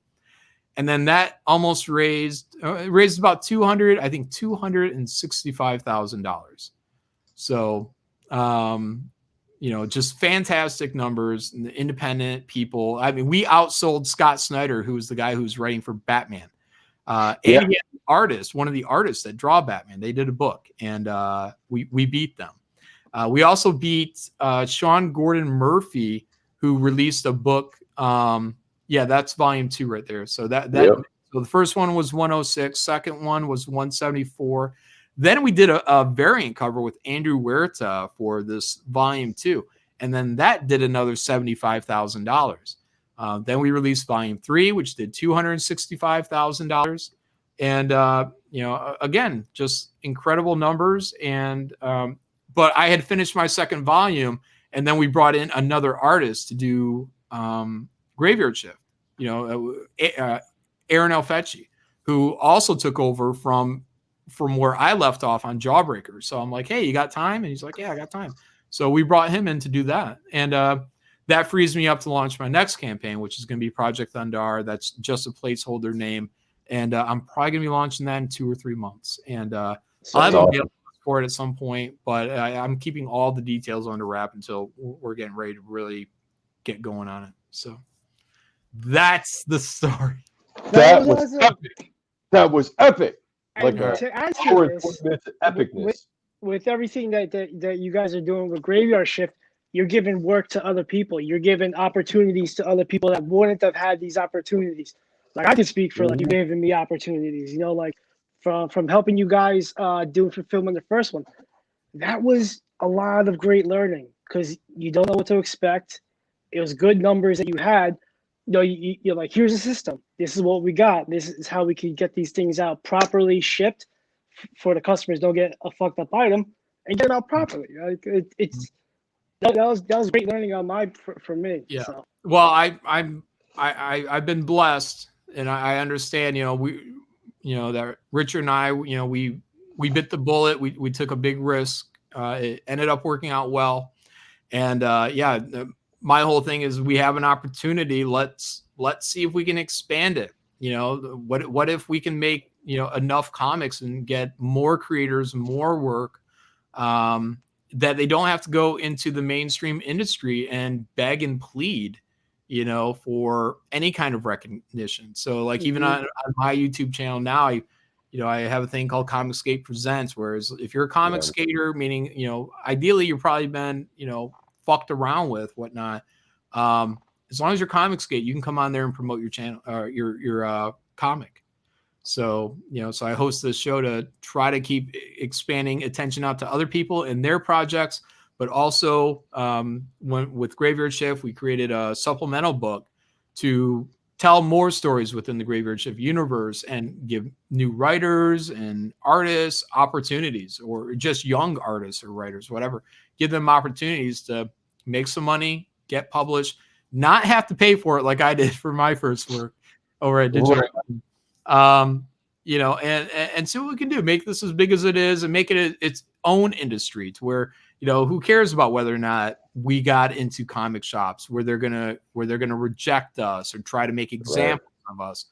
Just sell directly to the customers, and you know, the customers that are already there and looking for hopefully great entertainment, art, story, you know, the art form of the comic book itself, you know, comic book fans. And so we have to charge more, but that's what it costs to actually make a living and to actually try to expand. So if we just made enough to keep the lights on, then there would be no expansion. But thankfully, like I said, you know, you've been blessed to have people come in and back my projects to such a degree that, you know, we've been able to, Mark Polton and myself, the co-creator of Graveyard Shift, you know, because we've done this in agreement. You know, it wasn't just like, I'm doing this. So, you know, so we come together and say, let's make a book for other people. Let's try to make sure other people are getting money, recognition, because you never know. You might give somebody that opportunity to become even bigger than you are.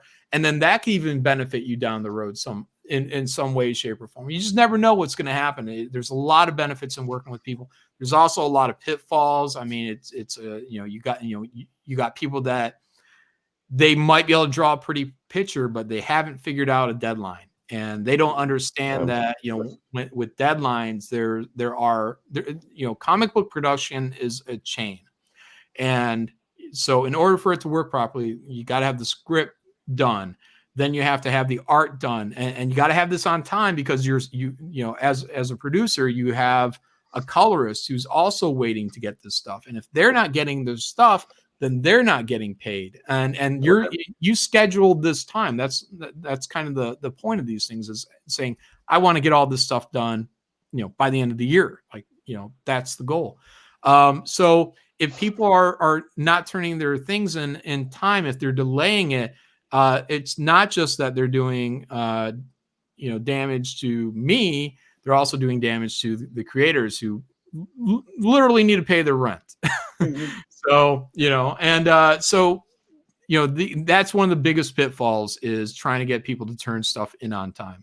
You know, look, you know, you have jobs and stuff like that. So you make, you know, hopefully a schedule that's flexible enough for them to do their work in a lot of time. That's cool. But even still, you know, sometimes they don't get it done. So, you know, and, you know, everybody's also a different character, you know, the different personalities. Some people are gung ho. Some people, you know, may come off dishonest and, you know, about their, you know, abilities. So, you know, this is just what you have to deal with. So, you make the best of it, and you remember the goal. The goal is to expand. If you keep expanding, and making more opportunities for people, don't get bogged down. You know, do your best not to be bogged down by, you know, these distractions, and, you know, look at where we want to be in 3 years and 5 years. You know, which for me is launching like one Graveyard Shift campaign a year, one Project Thunder campaign a year, and then maybe an additional campaign for like a variant cover or something like that. So we get that. But within those campaigns, bear in mind, Graveyard Shift, there's the main book, which is about 50 pages. Then there's a secondary book, the supplemental, which is also about 50 pages. These are very expensive, by the way. It's not cheap to create 2 books at 50 pages. But it's good material for the audience to have. It's like, I'd rather get as much of a story as I can than just, you know, half. You know, the supplemental, I tell people, you don't need the supplemental to understand the main book, but it helps. It gives you that just a little bit more of a peek behind the curtain, because our main book goes at a fast clip. So that, and almost the entire supplemental book is work for new people or fresher people that aren't, you know, doing well or exceptionally high on their own. You know, maybe they're doing okay, but hey, let's give them a little more attention. Like Rob Arnold. He's like on his 4th campaign for Replicator. But if he's in the book writing a story, maybe that helps out somewhere along the lines with Replicator, you know, down the line, maybe even a couple more new fans. So that would be essentially the Graveyard Shift campaign. And the Project Thunder campaign, again, main book, which I would be writing and drawing. And then coming up with a secondary book. I don't know if I would call it a supplemental again, but a secondary book that, again, bring in a new writer or, whatever, new writers, new artists to try and work on that. So you can get to the point where you're employing, 12, 20 people, I guess, over the course of that time. Because it's also people to do pinups, Right. all the little extra details, maybe drawing cards or sketches or whatever it's going to be. But once I get to that point, then I feel like, we're definitely getting, like, in terms of business, on like autopilot. Like Graveyard Shift is going to be building and taking care of Graveyard Shift, and Project Thundar will be building and taking care of Project Thundar. So like right now, it's like I gotta make sure that one isn't, the only reason that I can do the other. So I got to be sure Right. both are self-sufficient. So, Well, I think it's really cool that within Comicsgate, like the three biggest names, I think, are you, EBS, and Frega. And it seems like all three of you guys are trying to bring in other people. Dan's trying to do his Incredible Comics and bring in, at some point when the time comes, bring in other people underneath that banner and create, like a universe, or create his own kind of thing. You're doing the same thing. EBS is bringing in other guys to be under All Caps Comics, and publish their books or whatever. I think it's really cool that it's actually expanding more than it has just, the name has grown so much in the last couple of years. Now there's so much attention, most of it negative from all the, the bullshit people out there, but everyone that actually knows Comicsgate knows what it is. They actually I really don't know if it's a sarcasm, but Simple Jack says a comic every 6 months. Great plan.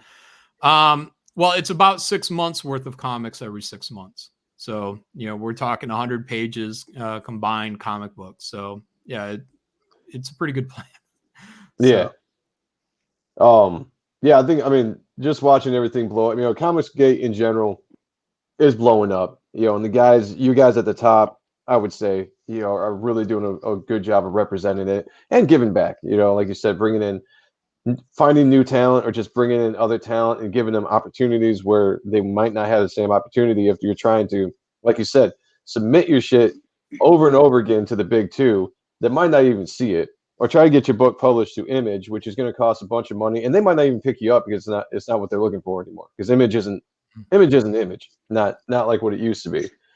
So it's like, that you got the independent scene, and then you got the fantastic community that is Comicsgate. I mean, right. Everybody and that's the main Comicsgate thing. is Like, awesome. it's not that anyone should look to me as like, I want to be, on the supplemental or, whatnot. The great thing is what's been built is a network, and the network of creators and fans and everyone getting to know each other as best as they actually can. Let the fans get a feel for who you really are.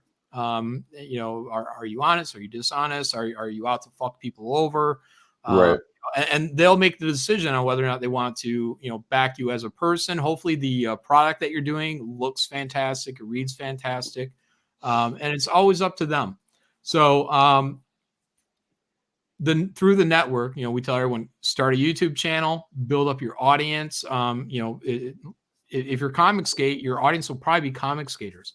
So like, Ethan, Richard, those guys are 100,000 plus subscribers.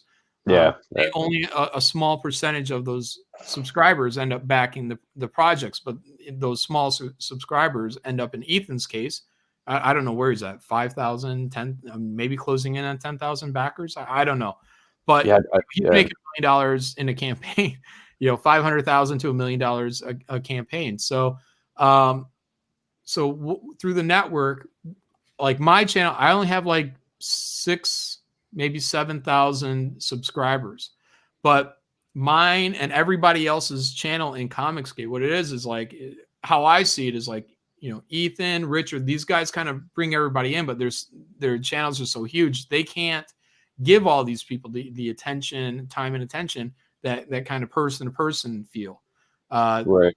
That maybe I can, or even smaller channels can, because some channels only get 10, 15 people. So for the good word to spread from up here to all the way down here, and say, here's some slippers, let's give you a cigar. I want find within Comicsgate channels that you enjoy listening to, insight, be it, just insight, like, kind of this, or drawing tutorials, like how to draw comics with Clayton Barton. Yeah. There's everything out here, a channel for people to sit in and get comfortable with, and then support those people when, should they launch a book. Not everybody does, but if they do, support those people. Yeah, I was just say, Kajaro Highwind had pretty much what you're talking about. Is like, do you have any tips about building your YouTube channel? I currently do live streams, or live stream art over at Twitch, and just use YouTube mostly for an archive. Though I've been putting time lapse stuff up. Well, I guess it depends on how well you're doing at Twitch. If you're doing really good over there, then you've already built up a channel. But, I can tell you from the YouTube perspective, which is get on YouTube. And because this is where the Comicsgate fans are at. This is where, the hardcore comic book buyers that will pay $25 for, a 50-page book, because they feel that they're supporting someone that they enjoy, and buying something that is, hopefully built with passion and love for the art. So build your channel on YouTube, and live streams are great, but here's how the algorithm kind of works. If you do videos like 5-10 minute videos, YouTube likes that because people can watch them in one sitting. And that registers well in their algorithm that most people who view your video watched 100% of it. Like, that's great. Those are home runs for YouTube. So they want to promote that because you're getting people's attention for 5-10 minutes, and they're watching the majority of your video. So that's what they like to promote. Your live streams, because they run for, like, we're on 1 hour 41 minutes here. Mm-hmm. People may only watch 20 minutes of it. And, so the people coming in, coming out, some people stay the whole time, but generally you have a subtle rotation of people coming in and out. But since they're only watching, 20 minutes of it, now they've only watched, 5% of your stream. It's a lot of video for a little bit of attention span and a lot of kind of dead space. So live streams are believed to actually bring your channel down in attention. So that's why a lot of people take live streams and they put them onto alternative channels. And then they do their videos on another one. I think kind of the perfect thing to do, though, is kind of how Ethan's rolling right now, which is put out a lot of videos and then do occasional live streams. Like, everybody loved it when Zach was doing, Richard C. Meyer was doing his own live streams. They're fun to sit in there, communicate back and forth, because that, the live streams are what really kind of solidify you and your audience together. It's the interaction. It's the ability to interact with each other. Hi, how you doing? You don't have to pay me to say hi to Rick Saylor. How's it going? And just, talk, scan here, you see something interesting going off in the chat, respond to it, and they appreciate that. So that's the value of the live stream. The value of the live stream is to actually build that connection. The value of the video, the 5, 10, 15-minute video, is that builds your channel. So you have to kind of balance it out. Hey, Marco. That's really good to know. And that's Sean and I are trying to build this channel more. And this channel is basically, we do we do some live streams a couple times a week. We're both working on our books right now, so it's kind of hard for us to do other small videos and put them up separate from each other because it's a shared channel. I know we both have our own personal channels. I used to do a series on my channel called Appreciating Comic Book Art, where I would just look through comics and just talk about the art.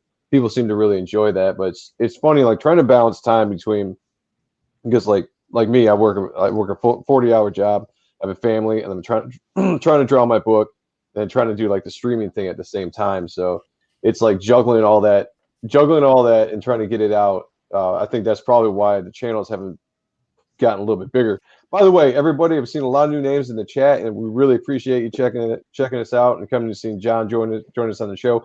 If you take a second, subscribe, hit that bell. We would really appreciate that. We love you all. Thank you so much. Yeah, really. Yeah, that's kind of the important thing during live streams too. It's like you want to try to bring that up 3 or 4 times, throughout a live stream, just, because they're here in the beginning, or they're here in the middle, they're here in the end. Right. I think Shane kind of, that's kind of the same advice I gave Shane. Don't forget to tell him that, because that's usually all it takes is a reminder. Even like hit that like. A lot of times I'll watch a stream and I won't hit like until someone says, I was like, oh yeah, here you go. Right. Yep. It costs nothing to do it. It helps the channel out, at least in the the slightest way. So everything's important. And I have seen a couple new subscribers tonight, so thank you guys. I really appreciate that. Word. But yeah, that's it's the whole dialogue of streaming, and it's something Sean and I are still trying to get together because we have these streams. We like to have interesting guests on and indie creators, and we like to just shoot the shit and have a good time. But sometimes we forget to promote ourselves while we're doing the stream. We forget to say like, hey, if you like this, subscribe. Hit the like button. Hit the bell for information. Spread the word. Oh, no, it happens to the best. So it's just like rule of thumb though. Try to get it in there. In the beginning, in the middle, the end, wherever it kind of suits you. Oh, okay. Yeah, thank you. Glad I could help. Great advice. Hey Chauncey. Great. Hey Chauncey, what's up, brother? Yeah. This has been an awesome stream. It's fun listening to John talk, and I'm looking at the comments, and like Fraga's in the comments having like a bunch of his own section going. So it was kind of cool. It was almost like having both of you on at the same time there.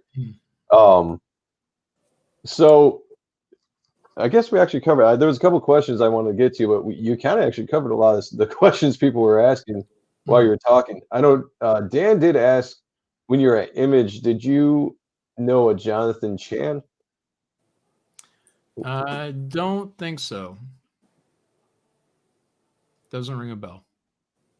And then getting back to Leandro's original question of what were your major influences, I want to make sure we didn't bury that. Oh, yeah, I kind of answered that too. Todd McFarlane, Rob Liefeld, Jim Lee, those are my top three.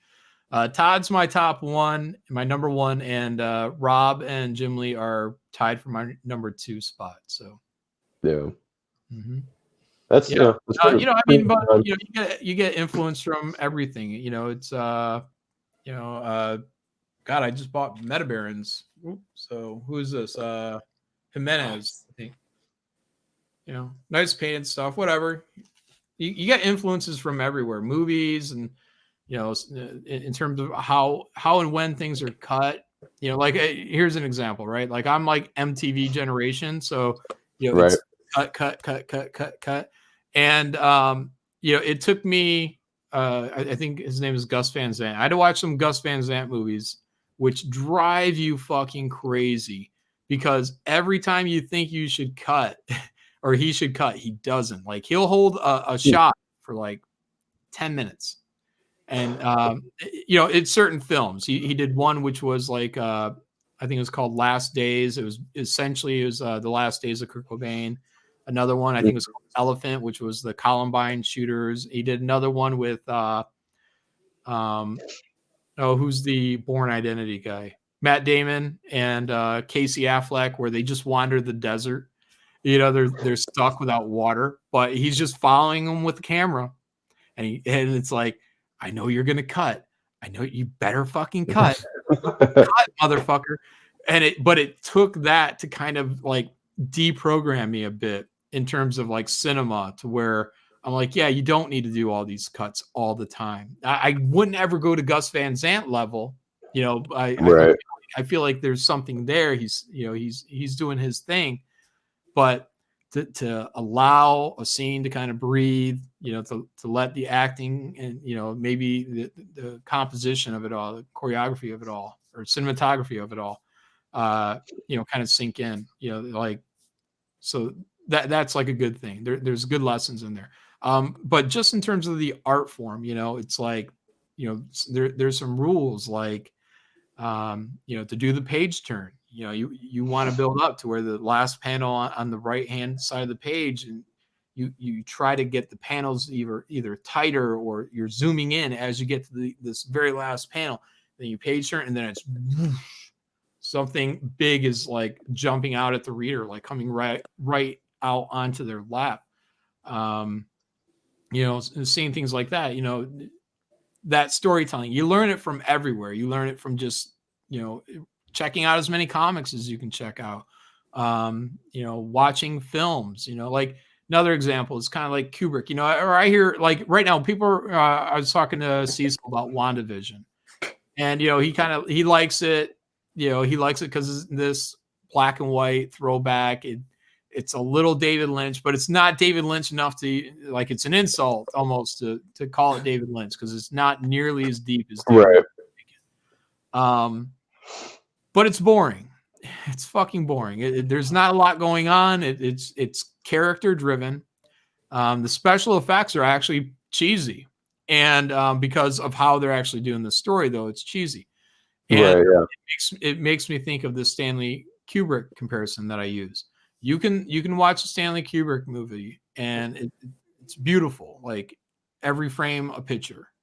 And but 2001: A Space Odyssey is fucking boring. It's really fucking boring. He's got a couple of movies that Full Metal Jacket, is pretty good, but it's just not it's a war film. It's not as commercial, Right. X-Men or something like that. And Yeah. The Shining is actually pretty damn good. The Shining is probably for me probably his best movie, but for all the beautiful shots and it's still not fucking an exciting movie, a commercial movie. I wouldn't greenlight these movies. I'd be like, these are fucking boring movies. I'm glad you know how to take a photograph. Congratulations, pat yourself on the back. But from understanding a little bit about Kubrick, you do understand he was a bit of a slave driver, though. He had a vision. He wanted to be sure his vision got onto that screen. And that's kind of the important takeaway with Kubrick for me. There's a video on YouTube. Everyone should watch it. It's Stanley Kubrick 1-point perspective, and it shows the 1-point perspective grid that Kubrick uses. And it actually builds power. Like it's a visual power. And when I was doing Youngblood, I actually was thinking of that 1-point perspective. I did a closing page, I think it was, and it was Shaft just walking away from some kind of circular item, but like I'm putting everything back to like the 1 point. Like that's what's going on in my mind is like the power of that 1-point perspective. But so you can learn from movies, you can learn from comics. Michael Bay, fantastic on action and moving the camera. The acting directing that he gives to people is almost not there. It's not always the best acting, but every shot is beautiful. Every car chase is exciting. Even when there's nothing going on, he moves the camera around the person who's sitting there. And so I think a lot about camera movements when I'm plotting out pages too. And instead of, because it used to be kind of like, do this shot, then on the next panel it needs to be this other angle, and then on the next panel same thing but different angle. Now it's an upshot, and I'm trying to think about, okay, well, most of the time you can get a cool effect just by keeping that same shot and moving in closer and closer, or pulling away. You don't have to keep changing the camera angle because you're still building an intensity through that. Now if you want to get more chaotic and whatnot, if you want to something maybe getting a little bit more out of control, then you do that, and or maybe then you start breaking your 180 rule, and where your camera movements and stuff like that. So now you're trying to build excitement or confusion or whatnot. But a simple zoom in, is a great movement from panel to panel. Just zoom in closer and closer and closer. If it's conversation, you can do other things like the Dutch tilt and whatnot. But if I was going to do a Dutch tilt, like I would at least consider, like maybe I would start with the head kind of straight on, then the next panel, maybe it'd be a little bit more, and then next panel, maybe it'd be a little bit more. So it looks like my camera is actually doing a turn. Like I'm kind of speaking to the reader, like, look at this, I did one sequence, when I did that Supreme that you mentioned earlier, Sean, where I think it was like at the bottom left, I believe Supreme's head is looking this way, which is outside the page, and then he's like screaming, and it's like rah, comes over here, and now he's leading you out of the page in that scream. So all these things come from different places. You want to read as many comics and learn what you can, but influence wise, those are my guys. But also, look at Brian Hitch, look at Travis Charest, look at Dan Frega. A lot of guys doing different stuff, smart stuff. And good artists copy, great artists steal. Become a thief. I've been my whole life. Why stop now? So. Yeah, I mean, those storytelling is it's an interesting thing when you learn all the things you can do to do it right, how to build tension, building to a splash page, to a double splash page, like all those things are really interesting to me. Just learning, I learned so much just listening to you talk, to Dan talk. I mean, so many guys we've had on, they're really good storytellers, and just talk about how they look at a page. Because I'm not young, but as a younger artist, I guess you could say, that's something I'm always trying to consider when I'm drawing a page. Is, like, how can I make this interesting even though I have a conversation page, And so a lot of times I'm thinking, well, maybe just angles. So sometimes my brain doesn't really expand until I hear you guys like you talk about like all the possible ways you could move the camera around, progress the story through the page, make it interesting and not just one dimensional. Love hearing a lot of times, just changing that camera, like it can be jarring. You have to get just the right angle and just the right close up. Again, you don't want everything from panel to panel being the same size. So, zoom in, zoom out should always be kind of a constant in what you're doing. But also, like when I did Graveyard Shift Volume 2, I call it panel discipline, which is, if you're doing like a 6 grid or a 4 grid or 9 panel grid or whatever, keeping everything within the panels while you're in that kind of more of the mundane a little bit. And then as you start, again, getting into kind of the chaotic, now all of a sudden the panel borders can become a little bit more free-handed and they're a little more jaggy. And, Rob Liefeld, Potasio, a lot of these guys, maybe Jim Lee, they would do it where they ended up doing the panel board, these big, jaggedy, big black areas. And then for me, like that says chaos. So it's not just what's inside the panel, but it's also the discipline to be able to get to that point. Now, there are artists out there they'll take a mundane page and they'll go buck wild on like the big jaggy panel. And it's like, well, no, it's just a lady making coffee. It's like, it's not really necessary right here. So you want to know where to do it, whatnot. Right. And also symmetry, I'm like a big stickler for that and tangents. And, like as I wrap Graveyard Shift Volume 2, I'm trying to, think, how do I want to handle like Project Thundar? So I just kind of went back to like old Rob and Todd stuff, and I'm looking at the overlapping panels and all that, and how they're going about it, and so I'm really trying to bring that back in. So it's a little less of kind of even the widescreen grid. Not that you shouldn't do it widescreen, like 3-4 panels right down the page. That's beautiful for like a page one. I did it on like my first issue of Thunderbolts, where it's like stack, 4 images, open it, double page spread, big wide open shot, big Kirby-esque kind of, this is the battle now. So you do that, boom, boom, boom, build that repetition, each one like the same size panel. So it's just like a beat, open it, double page spread. So there's so much to the art of creating comics. I mean, that's what keeps it interesting for me is, to try to manipulate people's responses, that emotional response to where when they turn the page, this is how I want them to feel. When they go from this panel to this panel, I want them to get this impression, and to make each panel have a flow, not be jarring, not just be a big fucking mess. There's a rhythm to it. Frago will appreciate that. There's a rhythm to it. Right. Get the rhythm right. You get all the timing right. You got your panel spacings and your craziness. It could be a beautiful piece of art. And so that's what I'm trying to think with Project Thunder. I'm like, how do I kind of get back a little bit more to the old Liefeld days? And part of that is in like, I look at the how he's drawing Cable back then, and I'm coming from a guy who drew Cable for Marvel. My proportions were. They were large, but they weren't 1990 Liefeld large. You look at Cable when he first showed up. I mean, fucking monster pads, his body, Yeah. and he's got a tiny little pinhead essentially. But I think that's also like one of the great things about like manga is like that variation and shape and size.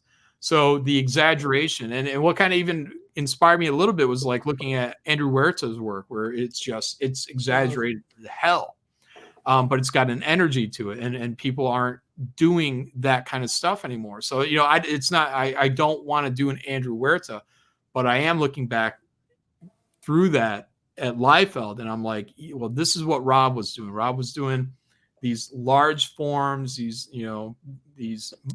very large characters. So I'm like, I want to be thinking about size. And then I was even thinking of when that movie, even though it's a terrible movie, Zack Snyder did Sucker Punch, right? The girl comes out of the temple and you have those samurai things there, and they're not just big, man. They're fucking the size of a house. And like, that's a feeling of fear. That's a feeling of being outmatched. How do you win against this? How is she going to win? There's no way she can win. She's small, and they're like fucking this. So these are the things I'm thinking visually for Project Thunder. Is I want to get almost a manga, because I've said many times I consider Rob and Todd to be the closest examples of manga in American mainstream superhero comic books at that time. The design, the big faces, McFarlane with the big eyes, Rob with his, Masamune Shirow-esque designs. So, yeah, a lot of good stuff. Sorry, I'm keeping you guys here now. This is dope.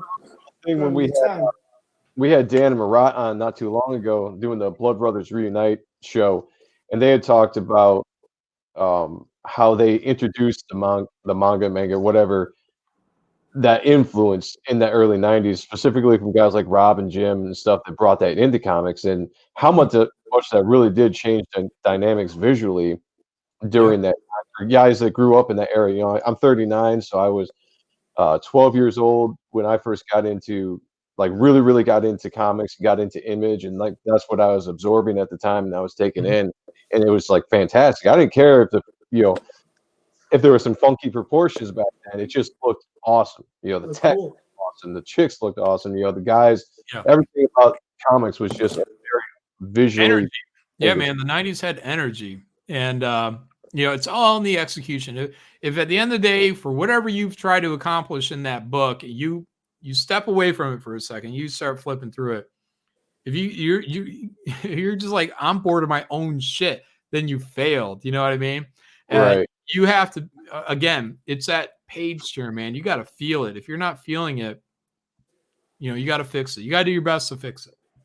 So, again, Project Thunder, that's my opportunity, I feel like, because I'm going to be complete in control of the story, the pacing. I'm going to have godlike power on Project Thunder to do everything I want to do. So I'm hoping that when people finish those 50 pages, that they're going to say, wow, that was an experience. It wasn't just a comic. It wasn't empty calories. Like, that was, a visual experience with hopefully a story that resonates with people on a certain level to come back and check out the next volume. So speaking of that real quick, I know we might have covered this, but so between Sean and me, Sean gets to sit there and really pay attention to everything. Like, I got to do the chat and stuff. I might miss stuff every once in a while, but when were you working? Hold up, I'm kind of high. I'm doing shit. I'll give you that this time. But when were you thinking about, when's that projected Thunder project? Yeah, Thunder. It's called Project Thunder. Well, I can't call it Thunder of the Barbarians. Right. But I called it that because I wanted to use like Thunder of the Barbarian as like the bare bones of the idea of what I wanted to accomplish, which was create a world where you can have robots and monsters, and if a cowboy showed up, it wouldn't be completely out of place. I felt like that was kind of Thunder of the Barbarian world. Just again, wizards, warlocks, and stuff like that. Yeah. So again, it's only a placeholder. It's not going to be called Project Thunder. It's going to have a completely different name. And I have a few selections for that name. Now, very high T names, and because I feel like Project Thunder, it's got a ring to it, and I wish I could call it that, but I would probably get sued if I call it that. Yeah. So, but I got some high T names, some names with some oomph behind them, and I think I've settled on what it's going to be, which is the initial titling that I gave it in the first place. So right now I'm doing 10 pages for Ethan for Black Riding Hood. That's in his Rainbow Brute campaign. It's the fairy tale books. He's doing 10-page story, I think. I'm doing 10-page story. Other people are also contributing to it as well. I think he said Roquefort. Tank Heist. Yeah. So I'm doing these. Yeah, some people think Project Thunder is just going to be Tank Heist. So that's a rumor out there. They're like, he's setting up this Thunder of the Barbarian crap, but it's going to be Tank Heist. Which is another kind of popular thing from I'm not going to go into. But anyways, so I'm going to wrap this 10 pages. I need to be sure that Graveyard Shift Volume 3 is coming in on time. And so as soon as I'm confident that the last page is going to get there and I can hand it off to the printer and it's going in motion, then I can solidify that date. Right now I feel like it's always 2 months away because I'm always like 2 months away from or a day away from just saying, here's the mailing list. Let's start, building up these names. I don't want to do it too soon. Some people run these mailing lists out for 6 weeks or 6 months. Sorry. I only want to have it going out for a month, maybe 2 months of a mailing list. And that way I have all the interest that people will have for it. And then I will launch it when everybody's properly ready for it. But what I don't want to do is be on the verge of a launch and then all of a sudden, Graveyard Shift's delayed. And because sales, I need to convince people, guys, we're not going to have this one getting off rail and then me try to launch this one. Like, this has got to be on track for me to launch this. So I got to have both of these going perfectly. So as soon as I'm at the point, it might be another month, but as soon as I'm at the point where I say this is ready to go to press, then I can launch Project Thunder. So as soon as these 10 pages are done for Ethan, that's when I start the actual art development for Project Thunder. So I have in my mind like how I want certain things to look, the main pieces, how I want them to look, and more than enough to take care of the campaign. But this is a large world, and it's going to unravel. Like you're gonna think the book is one thing. It's going to open up into a much larger thing. I've already told people it's going to take place over tens of thousands of years. Nice. And, there's going to be a lot of different stuff within that timeline, and basically, when I start opening up whatever I might, that supplemental book, that will probably start exploring more stuff on that timeline. That's where more of the opportunities come in.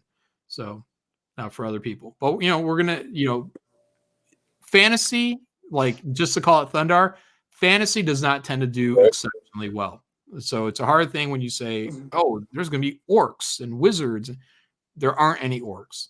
There will be wizards are not going to be wizards. They're going to be more like superheroes. So what's the big difference between a wizard that can have a ball of fire in his hand and someone like Pyro from the Mutant Liberation Front, whatever. So so those are essentially going to be kind of my wizard type stuff. But I've told people, I'm like, it's a bit of a Trojan horse in that when I do present it, people are going to see that there's going to be a huge kind of superhero aspect to this book. But the superhero aspect is to get you to buy the book and sneak in that there's actually this whole kind of fantasy story to it as well, which is going to take place, further off in time and space. So, like I said, it'll keep unraveling. You need to, it's going to be like you're going to want to learn what happened to the world, why people are where they are, who are certain people within here in the different time frames and how they can kind of interconnect and build out. So it's not just going to be a rock'em sock'em robot, kind of book. It's hopefully going to be deep. It's going to have a deeper story, an emotional core to it. A little bit about loyalty, a little bit about fatherhood. Being a man. I'm definitely not a dad, but I am a son. So it's going to be about basically the the loss of a father, and that's going to be kind of the emotional core that the story I'm going to work on is going to kind of focus on, and some redemption, things along the lines of that. And then it's that art. It's that make sure the reader is not getting fucking bored while you're over here having a fucking soy fest. It's like you got to keep it going. It's got to stay exciting. You got to keep people's attention. Hopefully a book that you can hand off to, just like Graveyard Shift, a book you can hopefully hand off to a 14-year-old and they're going to say, wow, this looks cool. But even better, because when I got in the image books, they had all the flash, but I rarely felt an emotional connection with what was going on in the stories. Maybe Spawn, but even then it was still kind of thin. So. Yeah, I mean, that to me that sounds epic. I can't wait for it. Yeah, we'll see. Again, big challenges, and you don't know if you're going to just fall on your face. Look, I mean, this is going to take time to build up. To even potentially build up to the same level as Graveyard Shift. But you got to start somewhere. You got to put your balls on the table and see if people are going to hit them with a hammer or not. Hopefully, they just give them a pet. We like you. So a lot of opportunity, man. But a lot of stress comes along with this stuff as well, and trying to make sure everything works out. It's harder. It's harder work than it looks like. Because once you step away from being in control of every kind of aspect, and I'm not drawing. I don't set the pace for like a Graveyard Shift book. Yeah, table nuts. Yeah. So, you want to make sure everything's going well so that you can go off into your own area and then build this up as well, hopefully as well as the last one was built up or better. So, I have high aspirations. I feel like Graveyard Shift is like a playground. It's like we can go over there, we can do stuff, we can try out new talent over there. And Project Thunder is a little bit more like the work, the passion for me to build on. And maybe I don't know if I'm going to open like a supplemental, like I said, where it would be necessarily new talent, but it might be some of that talent that I've found already, and giving them another opportunity over here where they can do something a little bit fuller, a little bit more, pay your fucking bills, with I don't know, 40 pages, 50 pages. We'll see. I have no idea what I'm doing with that other book right now, but there will be opportunities. Yeah. All that talk, it's fun because the book I'm working on right now that's just a fun book. It's my passion book that I want to produce. All my love of comics and love of 90s entertainment wrapped up into a package to fit today. A future project that I'd love to work on, and I don't know if I ever get to it or not, but my wife and I, we talk about a project that we want to do, which is more of that. It's more of like an epic kind of graphic novel world building thing where it's like, you're building worlds with history. This one takes place in a dream world. I don't want to go into too much, but anyway, it's that's like the future project that would be awesome. Plus, I get to work with my wife. So one day if I can work up to that, that'd be great. My focus on right now is just like the fun book. Like I gotta get that done first. I gotta get a book done first. Yeah. And also let me just add, it's not like I've walked away from Graveyard Shift without a plan. Like Mark and I, we've sat down, we've planned out to volume 6. We have that thing pretty well done. Even right now, I'm working like at the same time I'm working on everything else. I'm going through the script for Graveyard Shift volume 4 right now. Like I'm editing and restructuring, and then Mark is going to go back through, clean it all up. So I'm still very much involved with Graveyard Shift. We have a solid, plan for where we're going up to volume 6. And then we have a loose plan for where we want to go even after that. Because we don't want to leave people with like a jump off point where they say, well, that's kind of the story. No. We're going to keep it going. We got even bigger stuff. So, but we got a great story plotted out. It's not like I've just left and like sayonara. So I'm still there. I'm still looking at this stuff. There is a plan. It's structured, and I'm always going to be involved in terms of making sure the story, the art, everything's coming in, and doing my best to herd cats. Oh, no, that's awesome, man. Like just like we had Mark on, Mark Fulton on last night with Clint Helinski, and we've talked to Mark a bunch of times about all the books that he does. And it's awesome to hear the plans he has and the future plans, how it's just going to keep rolling. It's the same thing tonight. It's really cool to hear everything you got working in the pipeline, the stuff you're working on, how you're just expanding. Yeah, hopefully, as long as the the fans say we're cool with this, if they decide, that Graveyard Shift isn't their cup of tea, then that's the way it is. If they look at Project Thundar and say, we don't like this Trojan horse, then that's the way it is. So, I am very grateful to everyone in Comicsgate for all the opportunities they gave me. And I try to do my best to remember it's not me, it's them. Because there's the I think it's the Rob saying, it's not Batman, it's not you, it's Batman. And at the same time, I'm like, it's you want to stay humble. It's not me, it's Comicsgate, it's these fans, it's these guys who are putting their money down there and saying, yeah, we're gonna support that, and being sure not to take that for granted, or just think that they're just gonna slap down money, without heart and soul going into the products that you're working on. So that's very important to me. And again, you guys in chat, thank you guys very much. Everyone that's backed or made back, I appreciate all you and all the opportunities. So without you guys, I'd be back building a bridge in Michigan somewhere. So And nobody wants to do that. Trust me. It's hard work. We're running up about 2 hours and 20 minutes. We're gonna have to get you on again sometime, man, because it's a pleasure to talk to you, and sure. I could talk longer and longer with you. But I'm a trained talker thanks to you too. So you do it very well. You definitely do it very well. It's awesome. I'm gonna take notes. Everybody that's been with us from the beginning, we really appreciate that. Everyone's jumped in and out. Thank you so much for checking out the channel. If you checked out the channel for the first time and you knew, again, I said it before, I'm going to take John's advice here. Please give us a subscribe, share it, like it, hit that bell, spread it around. That we're a small channel. We're trying to get bigger, but if we just even if you don't like it, share it. You'd be like, yo, look at these dickheads. Yeah. We need the views. Crash about it. Yeah, I don't. It doesn't matter to me. And also, if anyone in the chat, if you have a YouTube channel yourself, drop the links in the chat. I would love to go back through later on when the show's over and subscribe to all you guys. So I want to throw that out there. Sean? Yes.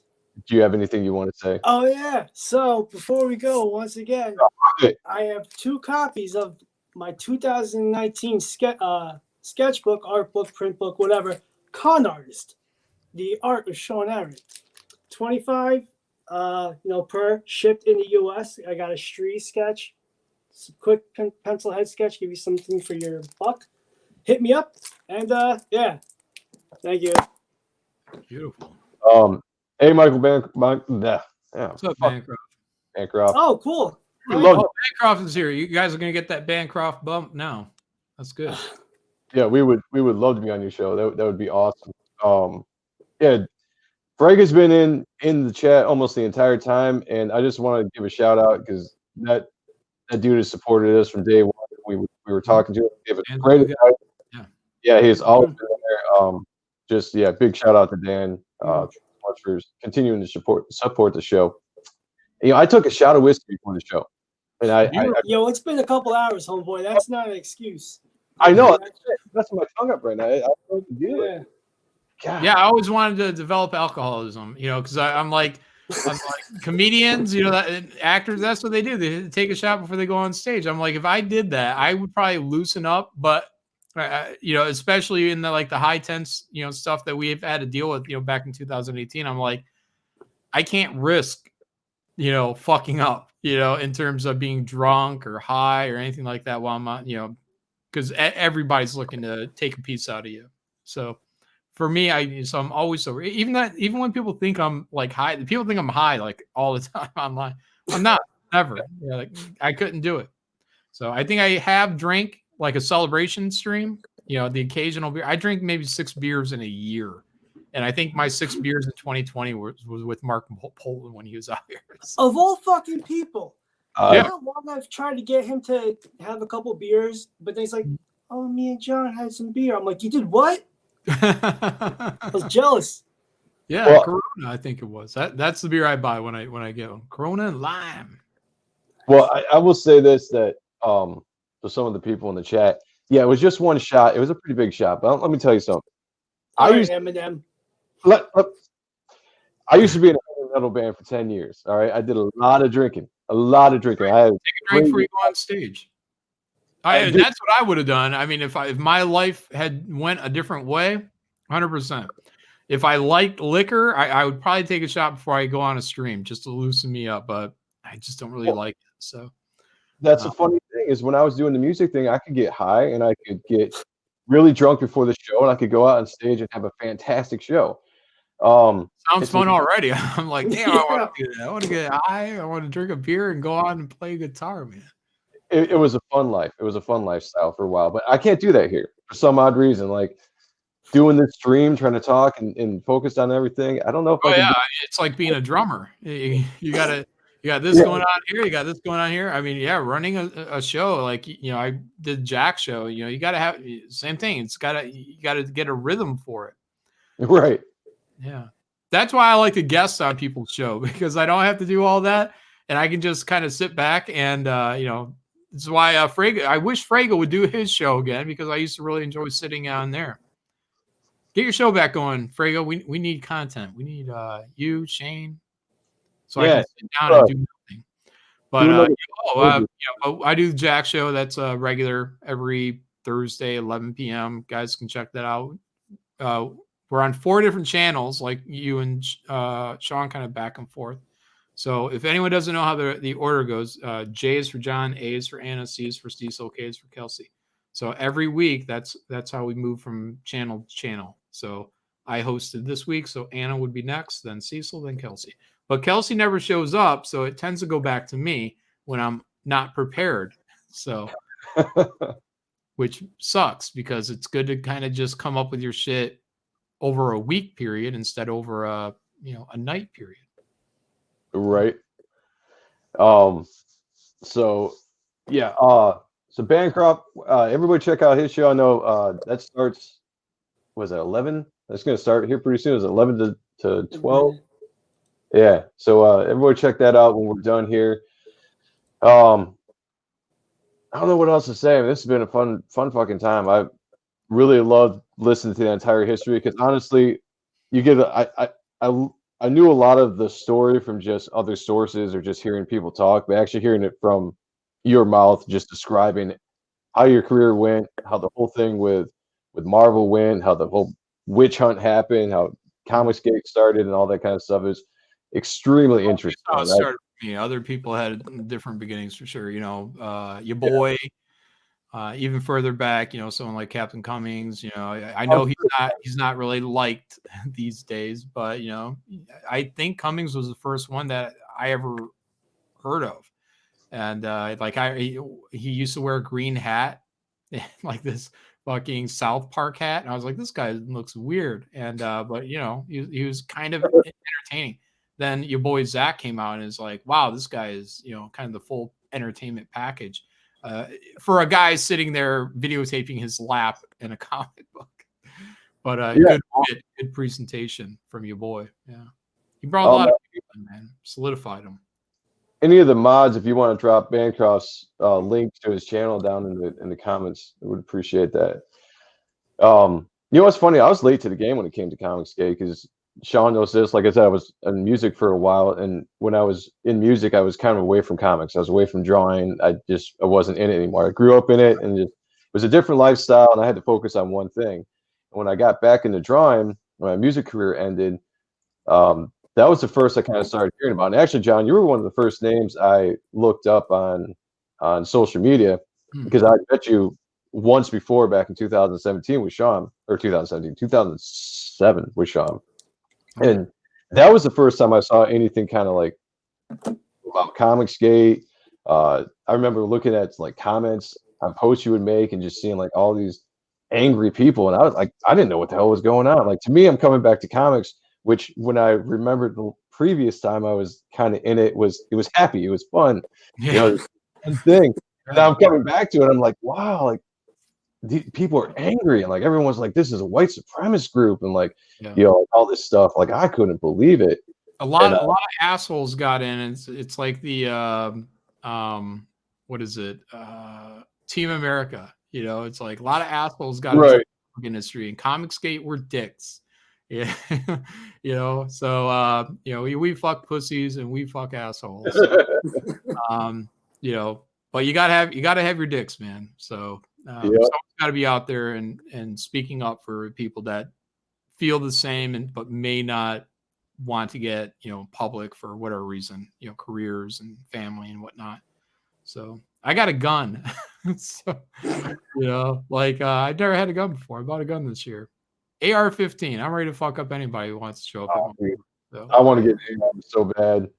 I want to do it before Biden comes and takes away our guns, which will never fucking happen.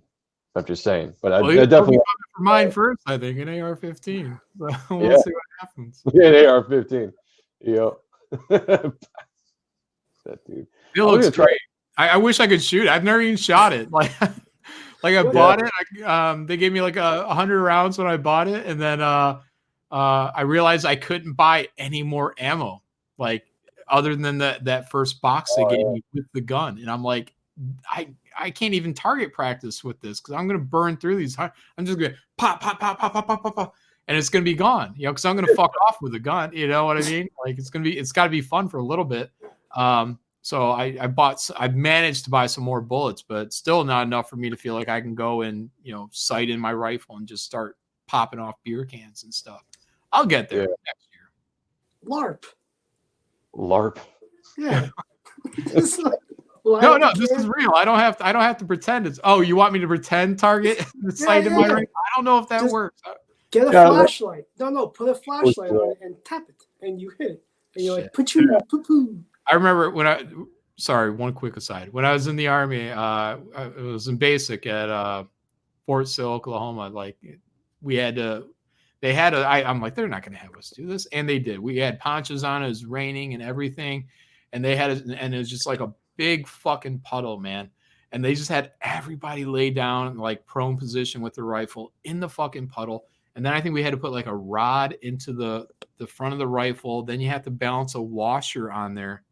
And you have to pull the trigger, and you have to keep the washer fucking sitting on there while you pull the trigger. And it, you know, obviously you don't know what the fuck, and it's falling in the water. Then you got to find in the fucking puddle.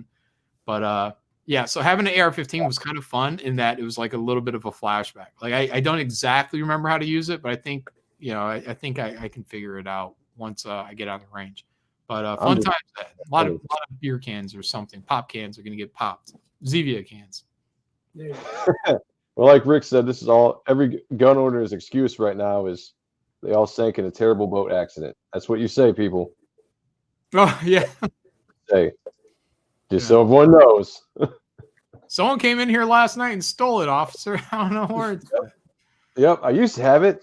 Somebody took it. Sorry, I don't know where it's at. Yeah. Crazy.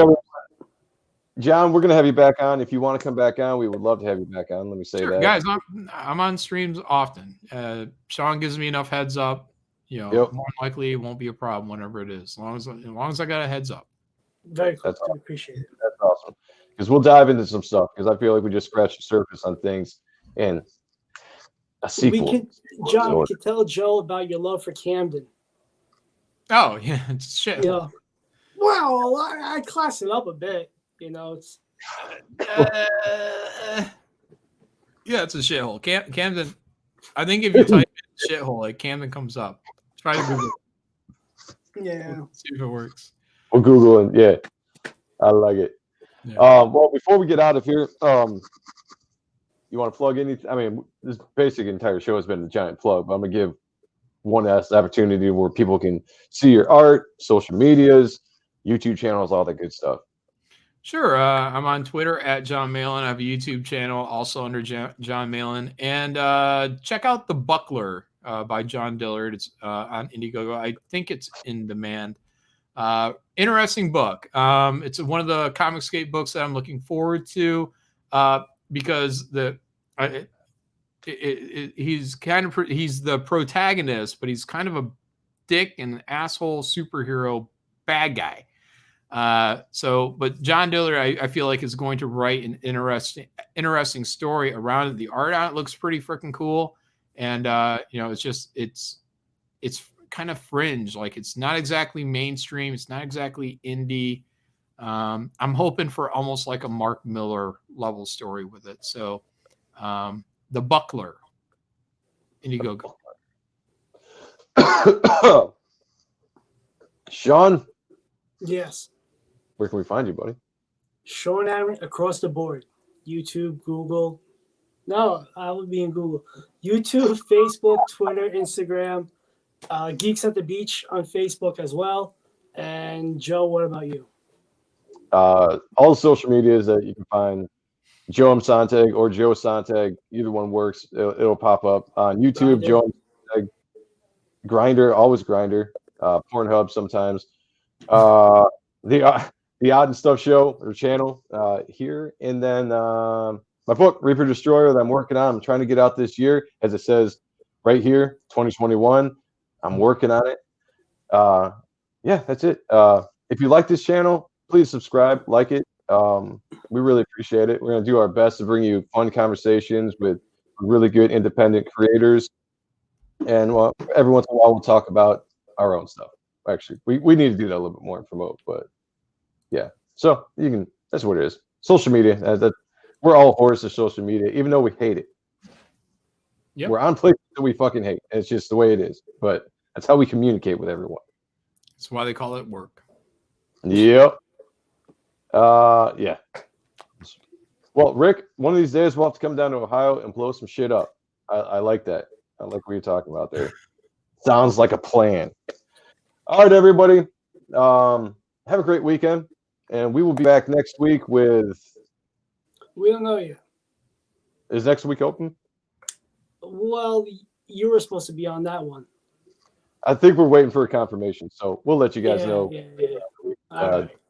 Yeah. So that could be my bad. So anyway, John, thanks so much for coming on. This was a hell of a good time. Great information, good insight. Thank you, chat. Yeah, thank you, chat. You guys showed up. Fun conversations in the chat. I gotta say, like I was having a blast just watching you guys go back and forth with Dan and just each other. Good times. So we're very blessed to have this show. It's a fun show to have. Sean and I, we get to talk to each other once a week about comics and have cool people on and interact with everybody. So we really appreciate you guys supporting the show. It means a lot to us. And we'll see you all next week with somebody at some point.